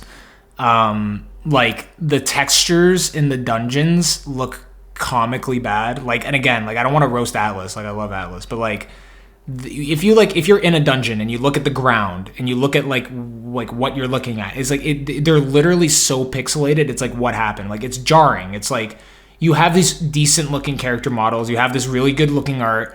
The game is presented in a very clean fashion for the most part. But then you get into a dungeon and some of these overworld areas, and it's woo, this looks it's from 2009. What's going on? And I don't even mean to exaggerate.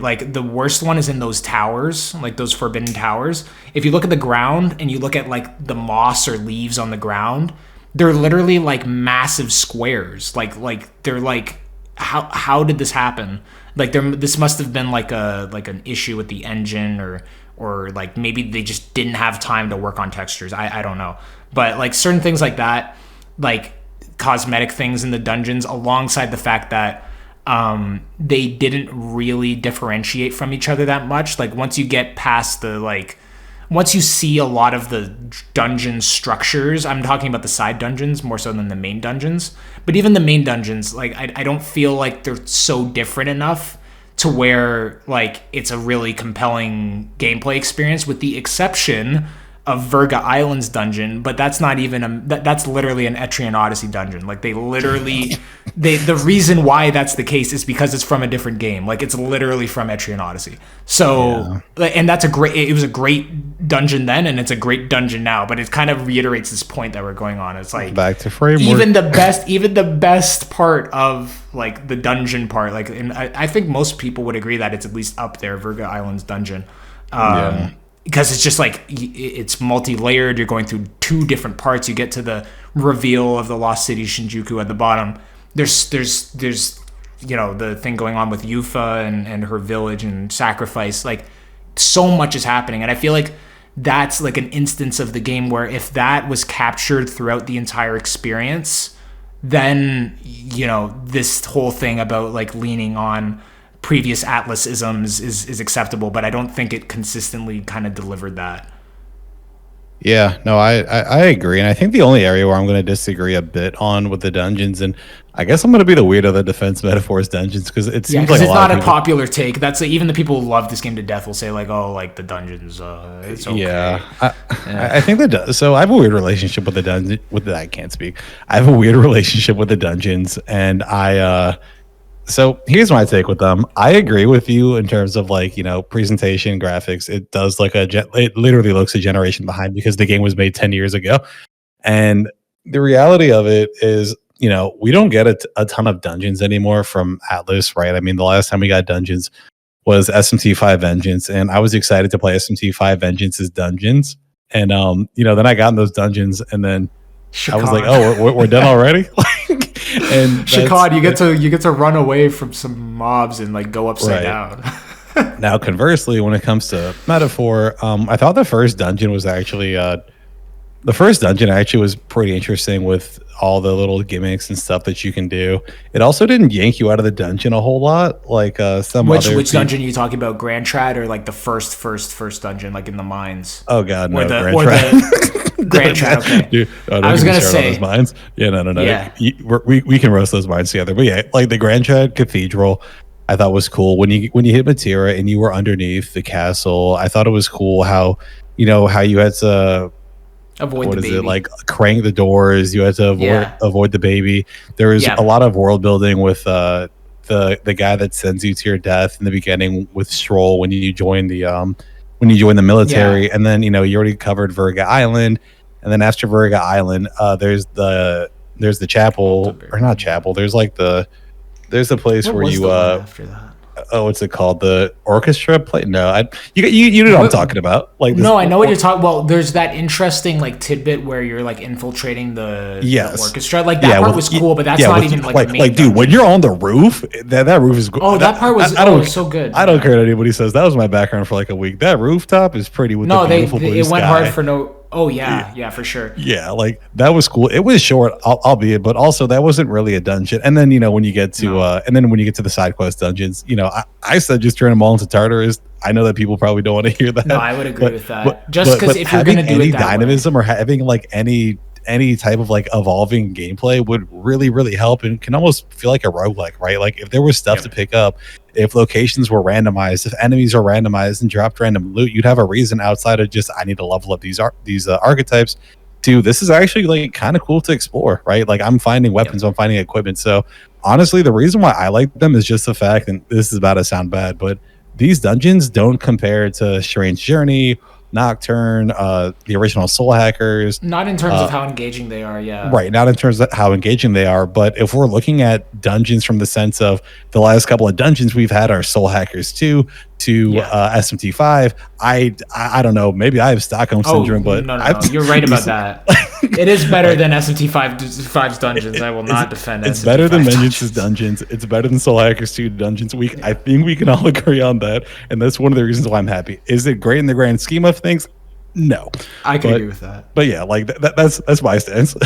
Yeah. So. Is there anything you would change generally, like outside of the dungeons, because we talked about like the systems, right? Like the press turn and the job system, and it is interesting archetypes. I do like the concept behind it as well. But the only for me personally, in terms of things that I would change, overworld combat. This is probably me having like 500 hours across like DMC 1, 2, 3, 4, and 5. Well, maybe just 1, 3, 4, and 5, not 2. We don't talk about that game. And and Bayonetta. It's gonna sound crazy, but if we could like change the weapons, and then also if we can get some like combos, that'd be pretty cool. But then again, I know I'm reaching. And then when it comes to press turn combat, honestly, Atlus has been willing to experiment with other types of turn-based combat. So I don't know. I think I'd just like to see them get creative. And it's not like Strange Journey where you can just integrate demon alignments, but you could probably do something else interesting or unique, right? Like, I don't know, maybe do something like Mario and Luigi Partners in Time, or it's like a quick time event when you press buttons. But, you know, just if you added any spice of life to the game other than you have this row, which, you know, the row does fundamentally change some bosses 100%. And Synthesis is, you know, a lot of fun, even though it can feel like Showtime. Again, back to framework. Archetypes, well, I mean, it's better than Showtime because it actually takes something, but but don't get me started on Showtime. Well, yeah, I mean, I was gonna say I'm glad that they like don't like with Synthesis, for example, like I don't think it totally breaks the game the way that Showtimes do, even though you can abuse it. Like there are some definitely some things. Honestly, the skills for me that more the one skill that you could really abuse in like a shitty way is Faker's Roguery, where you could just like get a bunch of press turns at the beginning of a game. At the beginning of a fight, if you just want to have like 4 extra press turns going into it. It's a very unethical way of doing things, but I'm not gonna lie, on those like last few like boss fights with the dragons and like the final boss fight where it's like, damn, like these fights are hard, like I really use those. I cheesed. I'm not gonna lie, I cheesed. I beat it on hard, but I cheesed the complete side tangent because you called it out. I love Atlus. You guys cooked with this. You actually made a game that is challenging. Like, that's the thing too. It's actually pretty well balanced. Like, it's not sheepishly, and that's hard to do for a turn-based game where we can just cheese everything. So like, incredible job. No, that's the thing. And it's almost like, and it's funny because like the last fight, the final fight, like that's like almost it brought me back to like fighting Nyx in Persona 3 because it's like, geez, man, it's like it has you sweating. Like it's not like even hard. In SMT. No, but I'm not even gonna make this a modern Persona thing. Even in SMT5 Vengeance, like by the time you get to the last few bosses, you just wash them because you have all the tools. Like, and in Metaphor, you do have all the tools. It's not that the game stops you from getting the tools, but it's actually balanced around the fact that you could get all the tools. And then there's SMT4, which, you know, the midway point, the game stops being a video game. Yeah, and it turns into a power fantasy. Yeah, that is true. It's like, now you're just like destroying everything. I swear, like if SMT4, like that's the one example. Love like, that game. It's just like if they fixed like the turn-based like aspect of that game with like more, like honestly, if it was just more balanced, like it would be amazing. Like and SMT4 is amazing, but like just in terms of like what this game could have been, and it's right there. You know what I mean? Like it's literally right there. What about you? Would you change anything?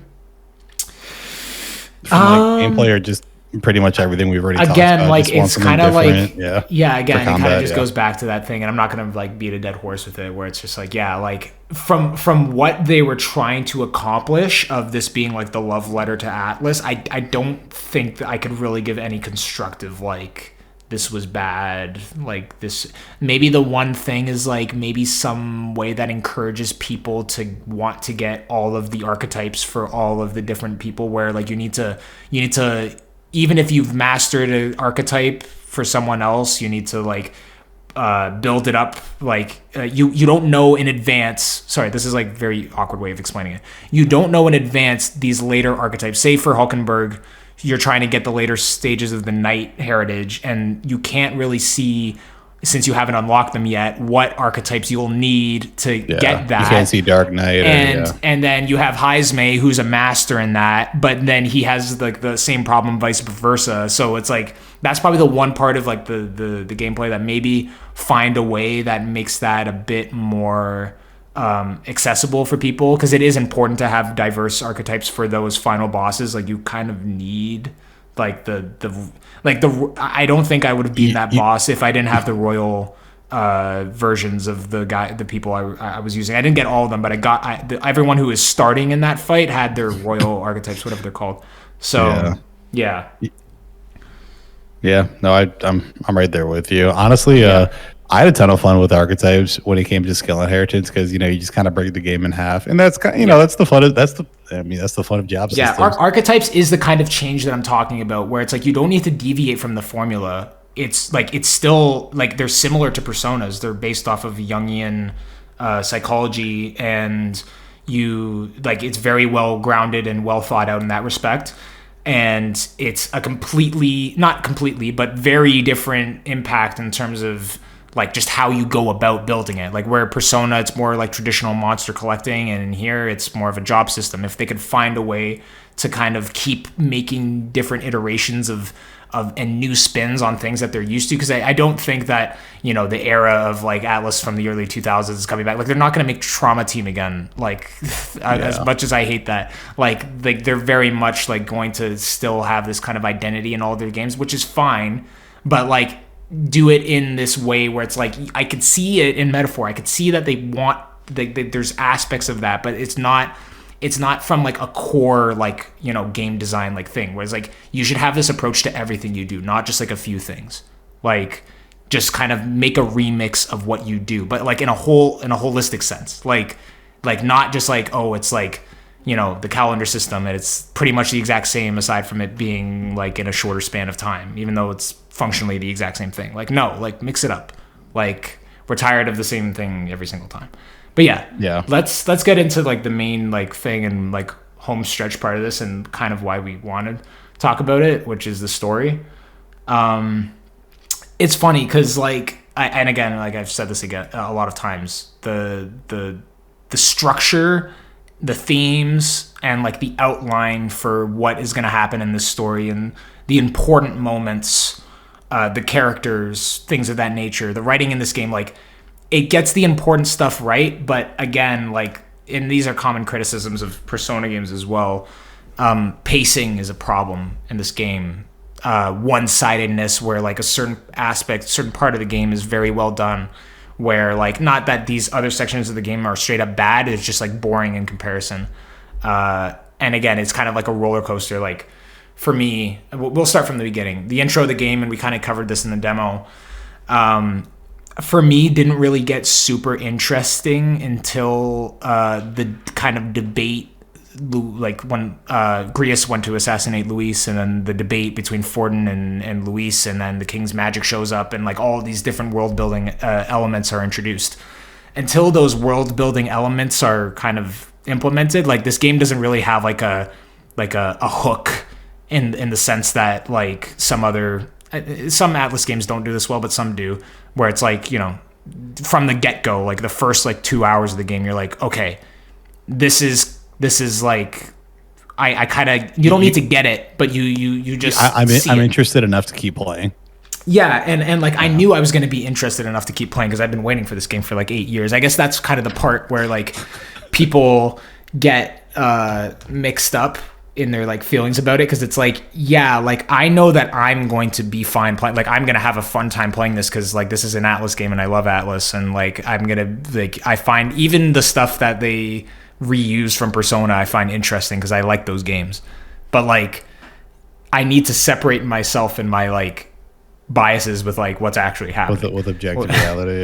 yeah and again, it's not saying that it's bad, like again, I think like it's better than most JRPGs, but the intro was okay to me, and also the game kind of forced you to pretend that you cared about Stroll at the beginning. Like he when he goes into like his archetype awakening, like he talks about like, his village burning down and, this family being taken away from it. It's not that that's not good stuff. It's that like, it's literally kind of just thrown in your face. Like you're expected to care about what's going on when they haven't really started the world building process yet. Maybe that would have been a better reveal into later, but then you need to figure out the logistics of having a proper awakening scene, because then he can't join you in combat. I guess it's one of those things where it's like, goes back to this thing of like, you need to change the formula in order to execute these things properly if you want to truly deviate from what you've been doing before. Yeah, no, I I feel that I probably have the most extreme take that I thought the intro was awful. Like I famously, quote unquote, famously. So I think a few things, and like you said, you need to really separate your bias. I'm not super huge into the fantasy setting.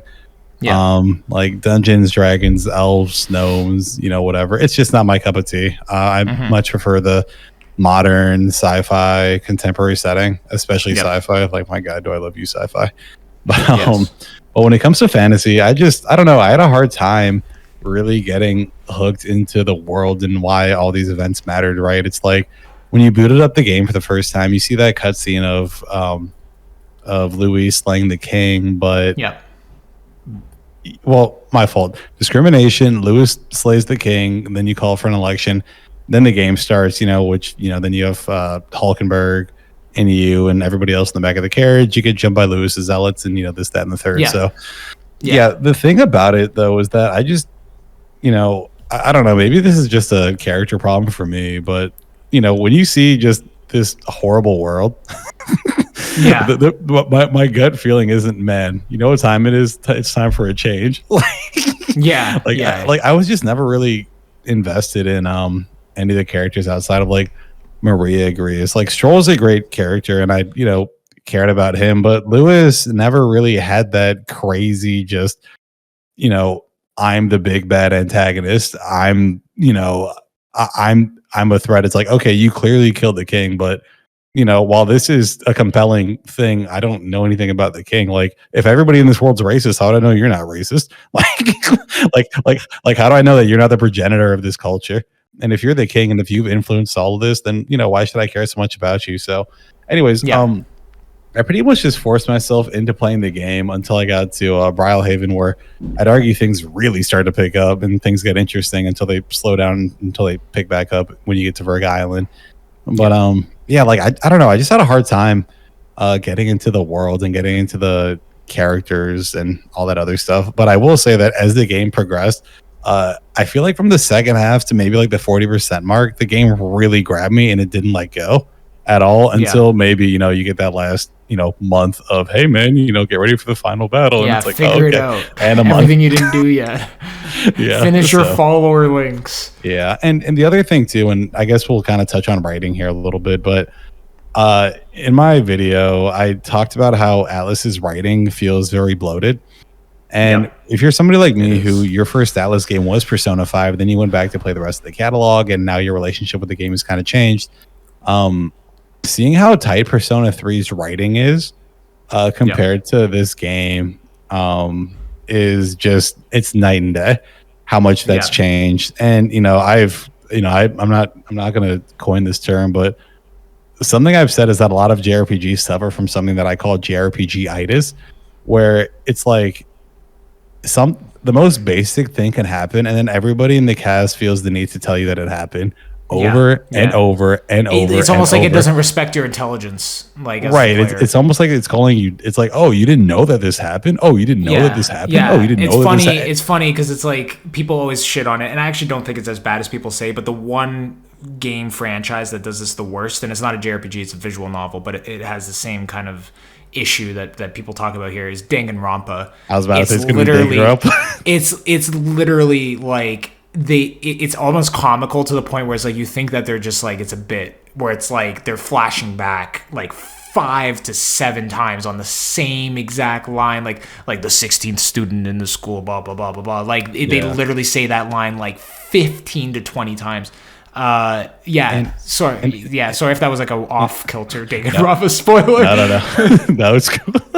No, but it's funny because and I very much feel this way, but when it comes to metaphor, the only time you'll ever notice the writing is if you play a lot of games that aren't JRPGs. If you play a ton of JRPGs, you're not going to notice it, I promise you.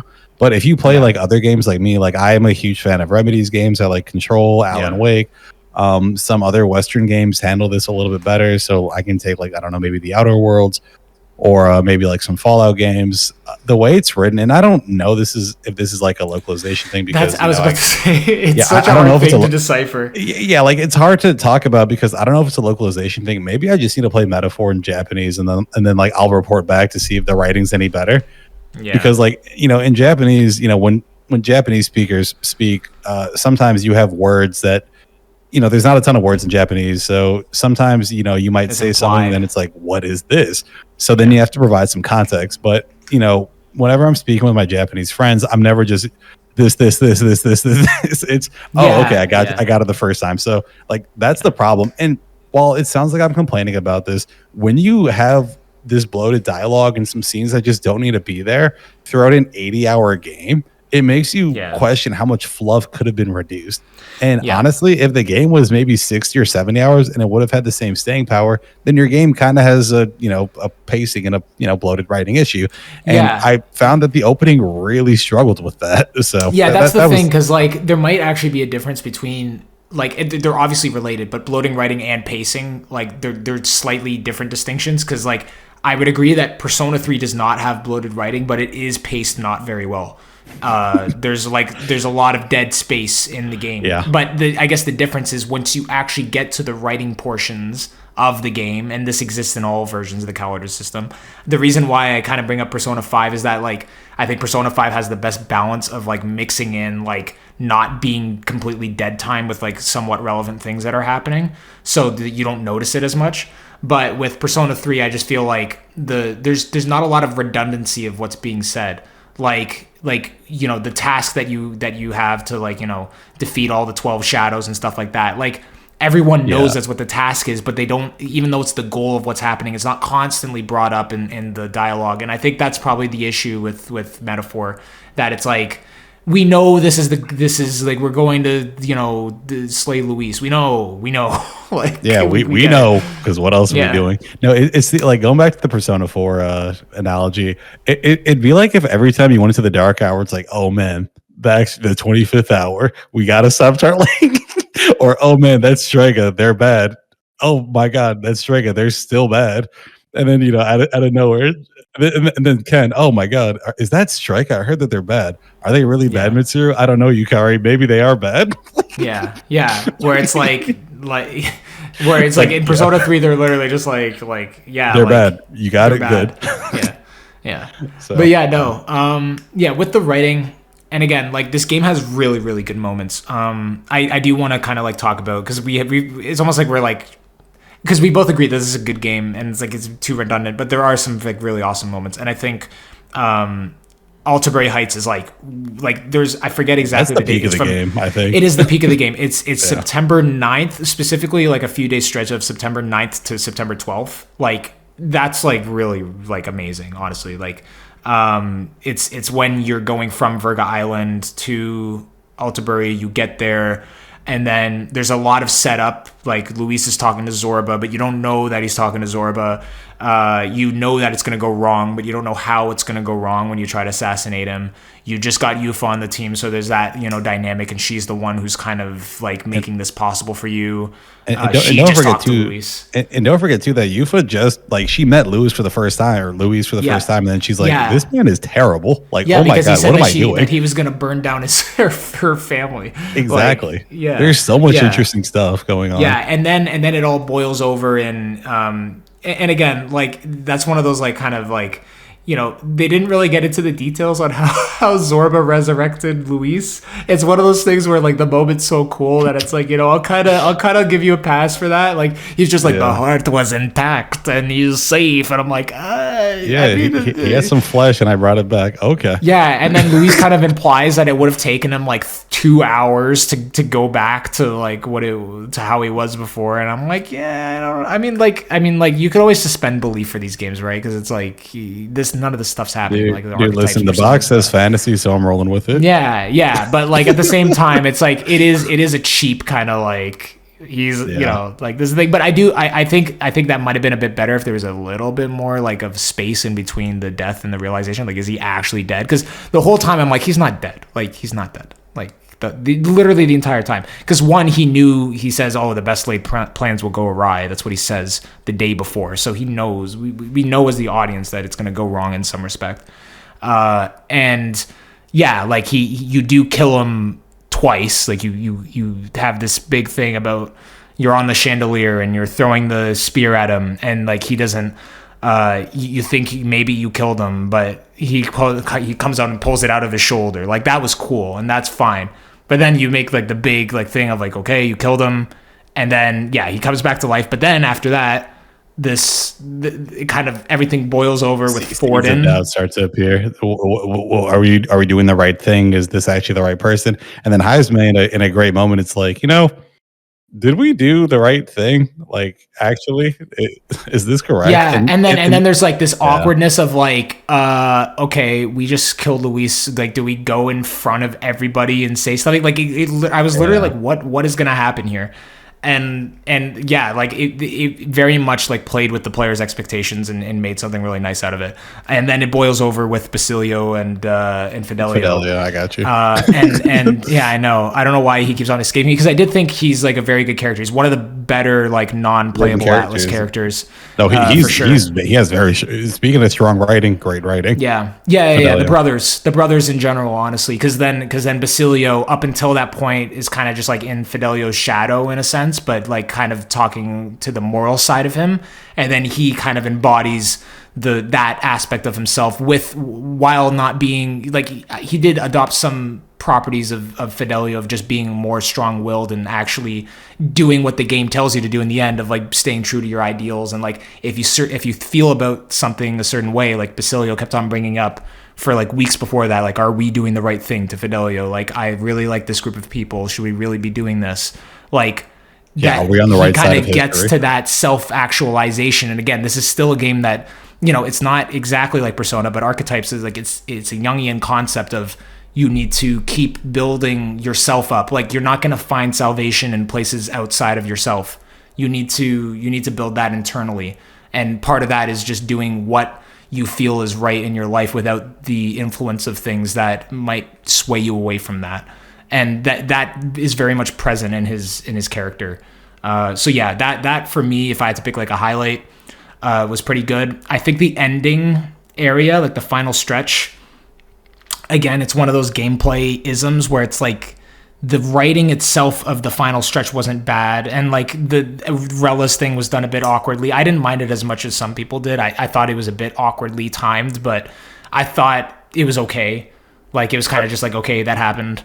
I thought the strangest thing about it though was she, like, I don't know if anybody else felt this, but she kind of went to being this nice person to this evil person who doesn't care about Juna, and then she loses, and then it's like, all right, well, apparently, yeah. I'm, so like, I'm always looking out for you, and then yeah, I know. It's very weird to like look at. Like, it makes sense when you think about it rationally, because it's like she's trying to protect Juna, so like she kind of did the like, oh, like I'm gonna pretend to be evil, so like you could just like fight me and like you'll win, and like I know that you're doing it for the right cause, but I'm gonna pretend to be evil so you don't have to deal with the pain of like having to deal with someone who's like, I'm gonna have to die in order for this to actually happen, and I don't want you to feel bad. That's basically why she did that. I just think it wasn't done with a lot of grace. It was done over the span of 24 hours. Like, if they did, it's almost the issue I have with Ken in Persona 3, where it's like, you did it super quickly, like it was over the span of like 48 hours. It's like nothing about the writing itself was bad. It was just executed bad. It was just like, and again, right. Maybe that's a calendar. Should have been elongated thing. Instead of just it all happens in a month, and then this character is in his final development arc, and everybody's still just developing, and there's like 6 months of the game left.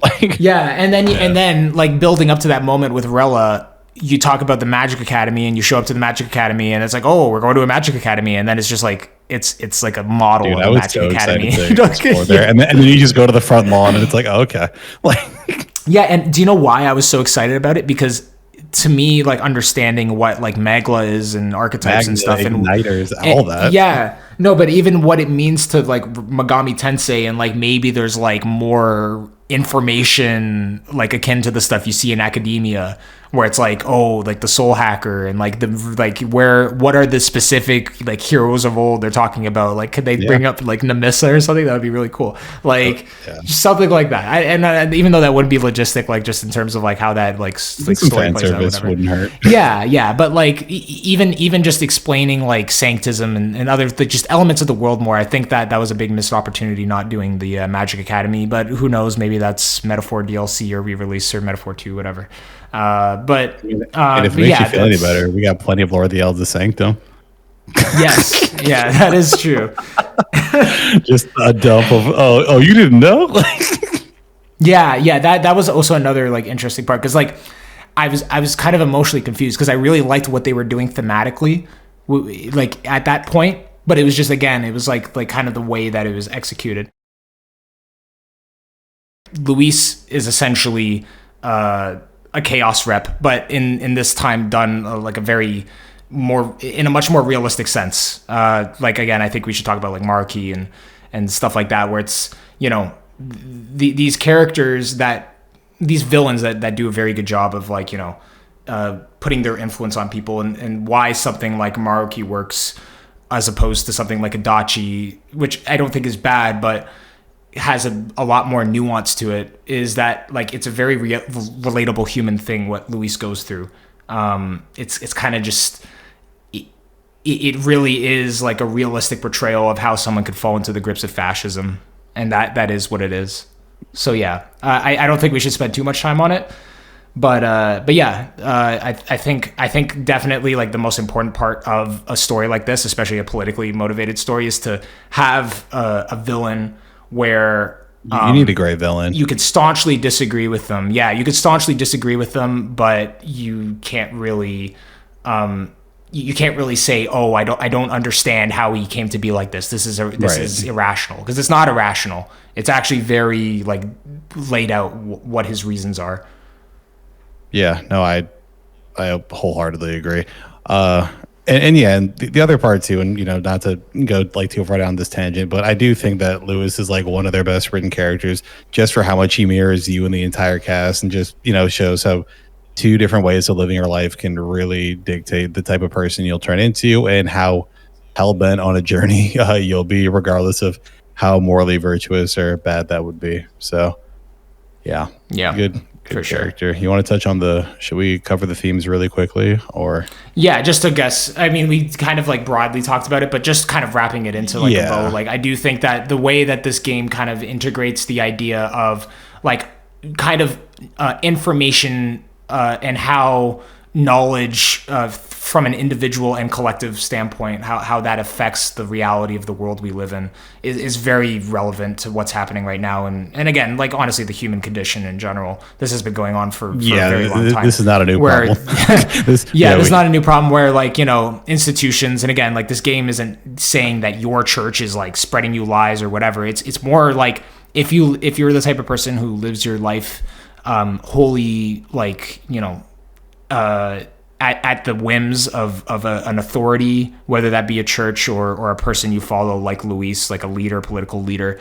The point that the game is trying to make is that you need to, through knowledge and interacting with others, which is how you gain knowledge, is very essential to salvation. And in that sense, it's like, what is salvation? Well, your salvation might be your ideals.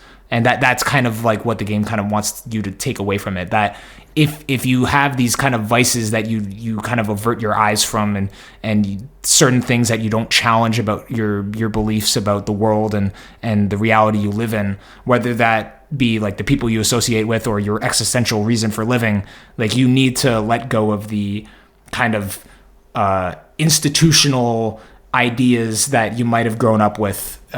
You need to let them go and kind of pursue things from an individual and spiritual way of like, maybe I'll never be able to achieve my dreams, but I need to do everything possible to do that. And you could only find that through yourself. You're not going to find that in an authority figure. And that plays into a lot of the stuff I talked about in my video about the Royal Scepter and why it's the most important item in the game. That's because the function of it is to allow the burden of the pain associated with this individual exploration, it's kind of projecting it onto an authority figure like a king or a militaristic leader.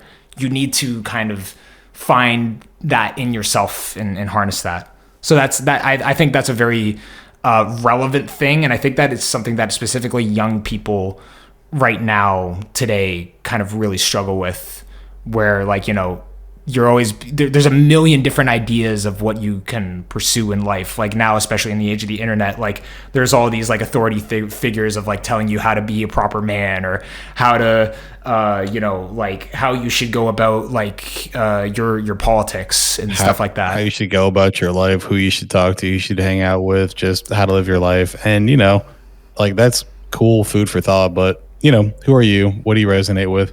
Who do you want to be? And it's important to kind of take your life by the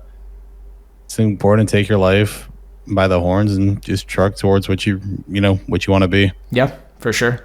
So do you want to wrap this up by just I guess tying it back into the beginning about like Atlus and what this means kind of going forward for Studio Zero, or just maybe Atlus in general? But I again, this was definitely, you titled your video a step, what was it?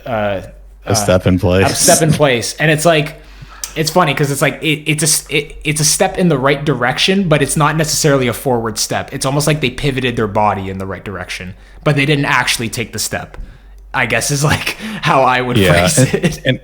And that's exactly why I called the video a step in place. It's like, you know, like when somebody's like jogging in place and working out, it's kind of what it felt like. It's like, you know, you did a whole lot of stuff.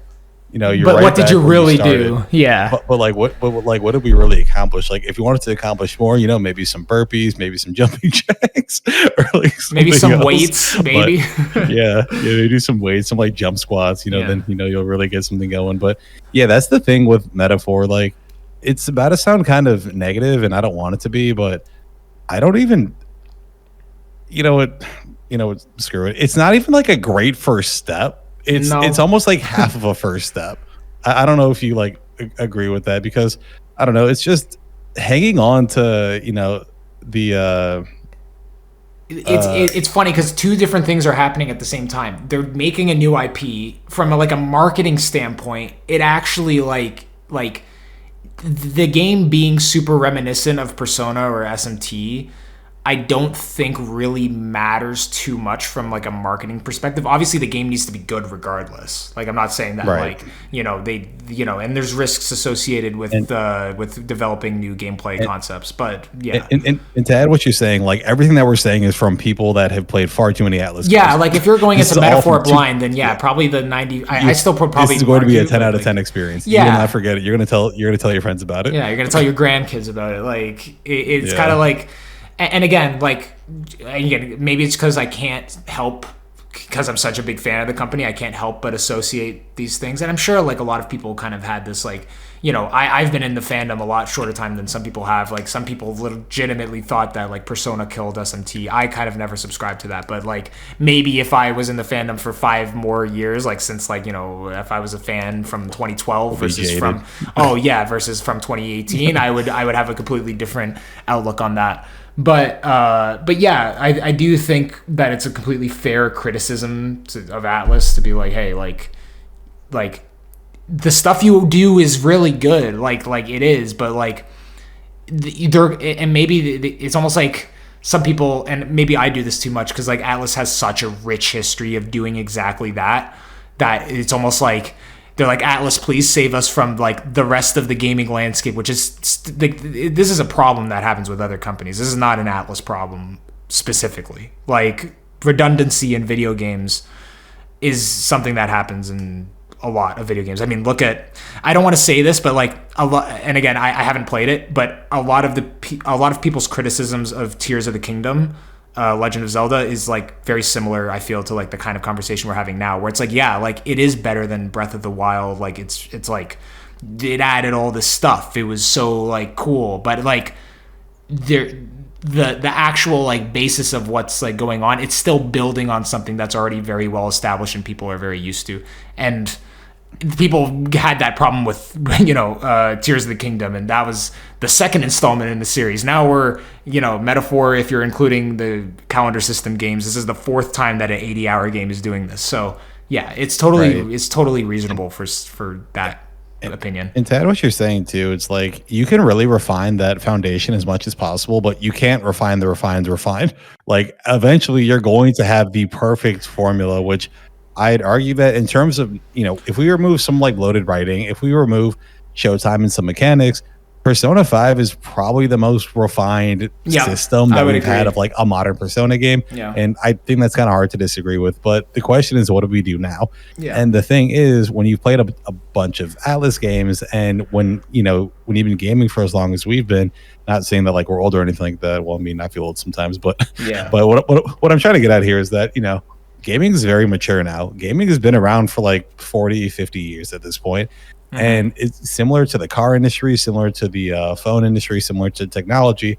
You know, maybe it's kind of outlandish for us to expect a whole lot of innovation like we had 20 years ago when the analog stick was like the newfangled thing, you know? Yeah. Like, it's weird because I don't want this to sound like, you know, this is just more of the same and that's why it's bad. It's just, you know, you found your success, you've leveraged your, you know, core fundamentals of success with your calendar system, with your followers and stuff like that. But if you really want this to be a new IP, I think it needs to take a step in a different direction, whether that's with combat, whether press turn specifically, whether that's how you handle like your calendar system, how you handle the passage of time, to even what kind of story you can tell, because all of the themes that Metaphor tackles sets it thematically apart from every Persona game ever made, even apart from like a lot of games, honestly, just generally speaking. Yes.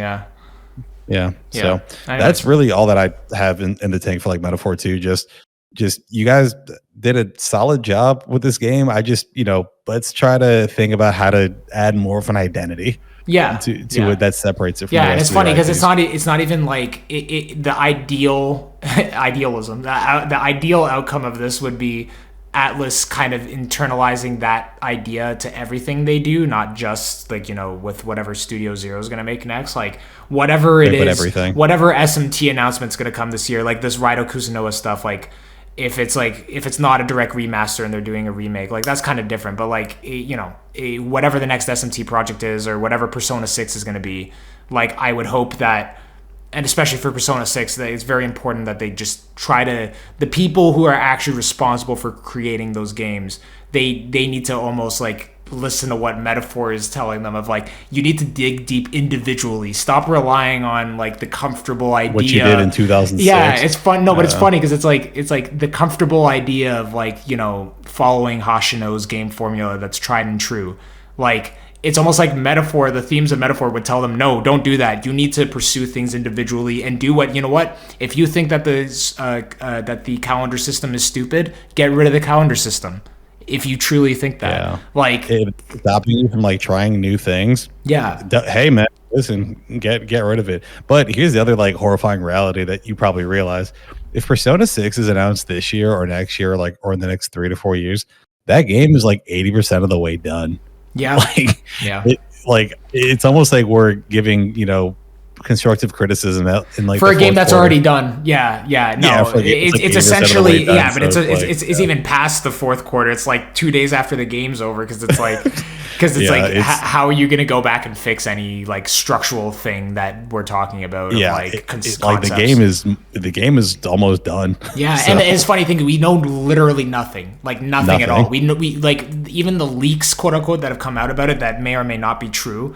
Like, oh, there's some of the leaks are hilarious. It's like, oh, there's a male and female protagonist. It's like, oh my god, like that. They thought about that. Like there's villains. After everybody and their mom was complaining about No Femc and Reload, they added a female protagonist. I can't believe they would do that. Like, yeah, I mean, like that's not really shocking to me. But at the same time, like the actual like gameplay part of the game, obviously Persona is still going to be Persona. I don't want it to be like. What is this? Like, this is not Persona at all. No Jungian concepts, like no anything. It's like it should still be about Jungian psychology. That's very broad.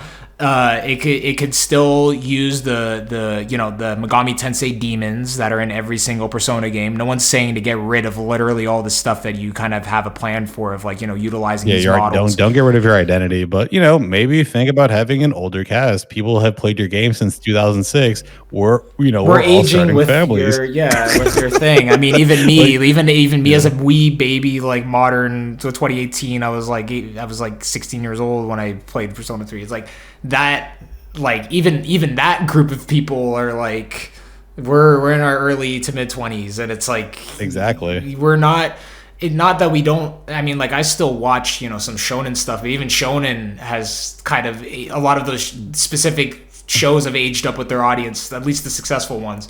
So like, that's not necessarily that they need to be too adult with it. Obviously, like, you still want to sustain your, because Persona is kind of for teens, like it's based in a school setting. And you're always going to have a young audience playing the game. Like, that's perfectly fine. Yeah, but it's about, like, I guess, like, being like just being more receptive to like change that might piss people off. Honestly, it's funny because it's like, it probably would scare me shitless doing it. If I was in the boardroom making a decision, like, we're gonna get rid of the calendar system.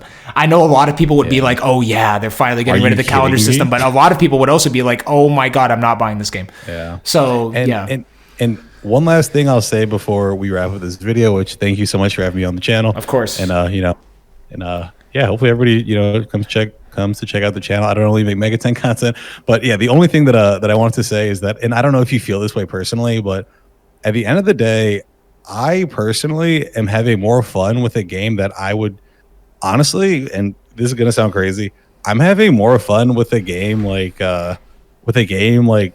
that's a 6 out of 10 or like a 5 out of 10 that's trying something different. Yeah. That's actually willing to take a risk than just a safe game. Yeah. Like, I'm always down to just try something experimental. I understand, games are expensive and sometimes you make a mistake and your studio can get shut down. I understand why that doesn't happen, but risk taking is one of the reasons why Sega and Atlus, primarily Atlus, was so successful back in the 2000s. After throwing everything at the wall, you eventually hit Persona, and that's kind of been your Persona 3, and that's kind of been your blueprint since. And you've had pockets of success with other games, but if you're too scared to even try or take a risk, you kind of end up making Metaphor, which isn't a bad game. Like, I just want to make that clear, but just it's very safe. And obviously, like, I don't want to make it sound like it's like awful what's happening. Like, I think a true example of how like something has fallen from grace in that respect is something like Pokemon, like that. And again, that's a whole Pandora's box. I'm not going to get into that, but like, that's kind of like the worst example of that. And I'm not accusing of Atlus of doing this, because like, I don't even think Pokemon, like whoever's in charge of like putting the deadlines for the people making these games, like they don't have a realistic Game Freak is not a big actual bunch of people. So if we got a Persona game every year, it'd probably be Pokemon, but thank God that's not the case. Well, apparently that's what they want to do. Apparently Sega said that they want it to be an annual franchise. I don't know what they mean by that. I don't know if they mean that. Okay, this is the caveat. If they mean that like media wise, that's realistic. Like, if they mean like they want a Persona anime, or they want a Persona event, even like a super small game like Tactica, like that kind of thing, where it's like that development time was probably very, very like quick relatively.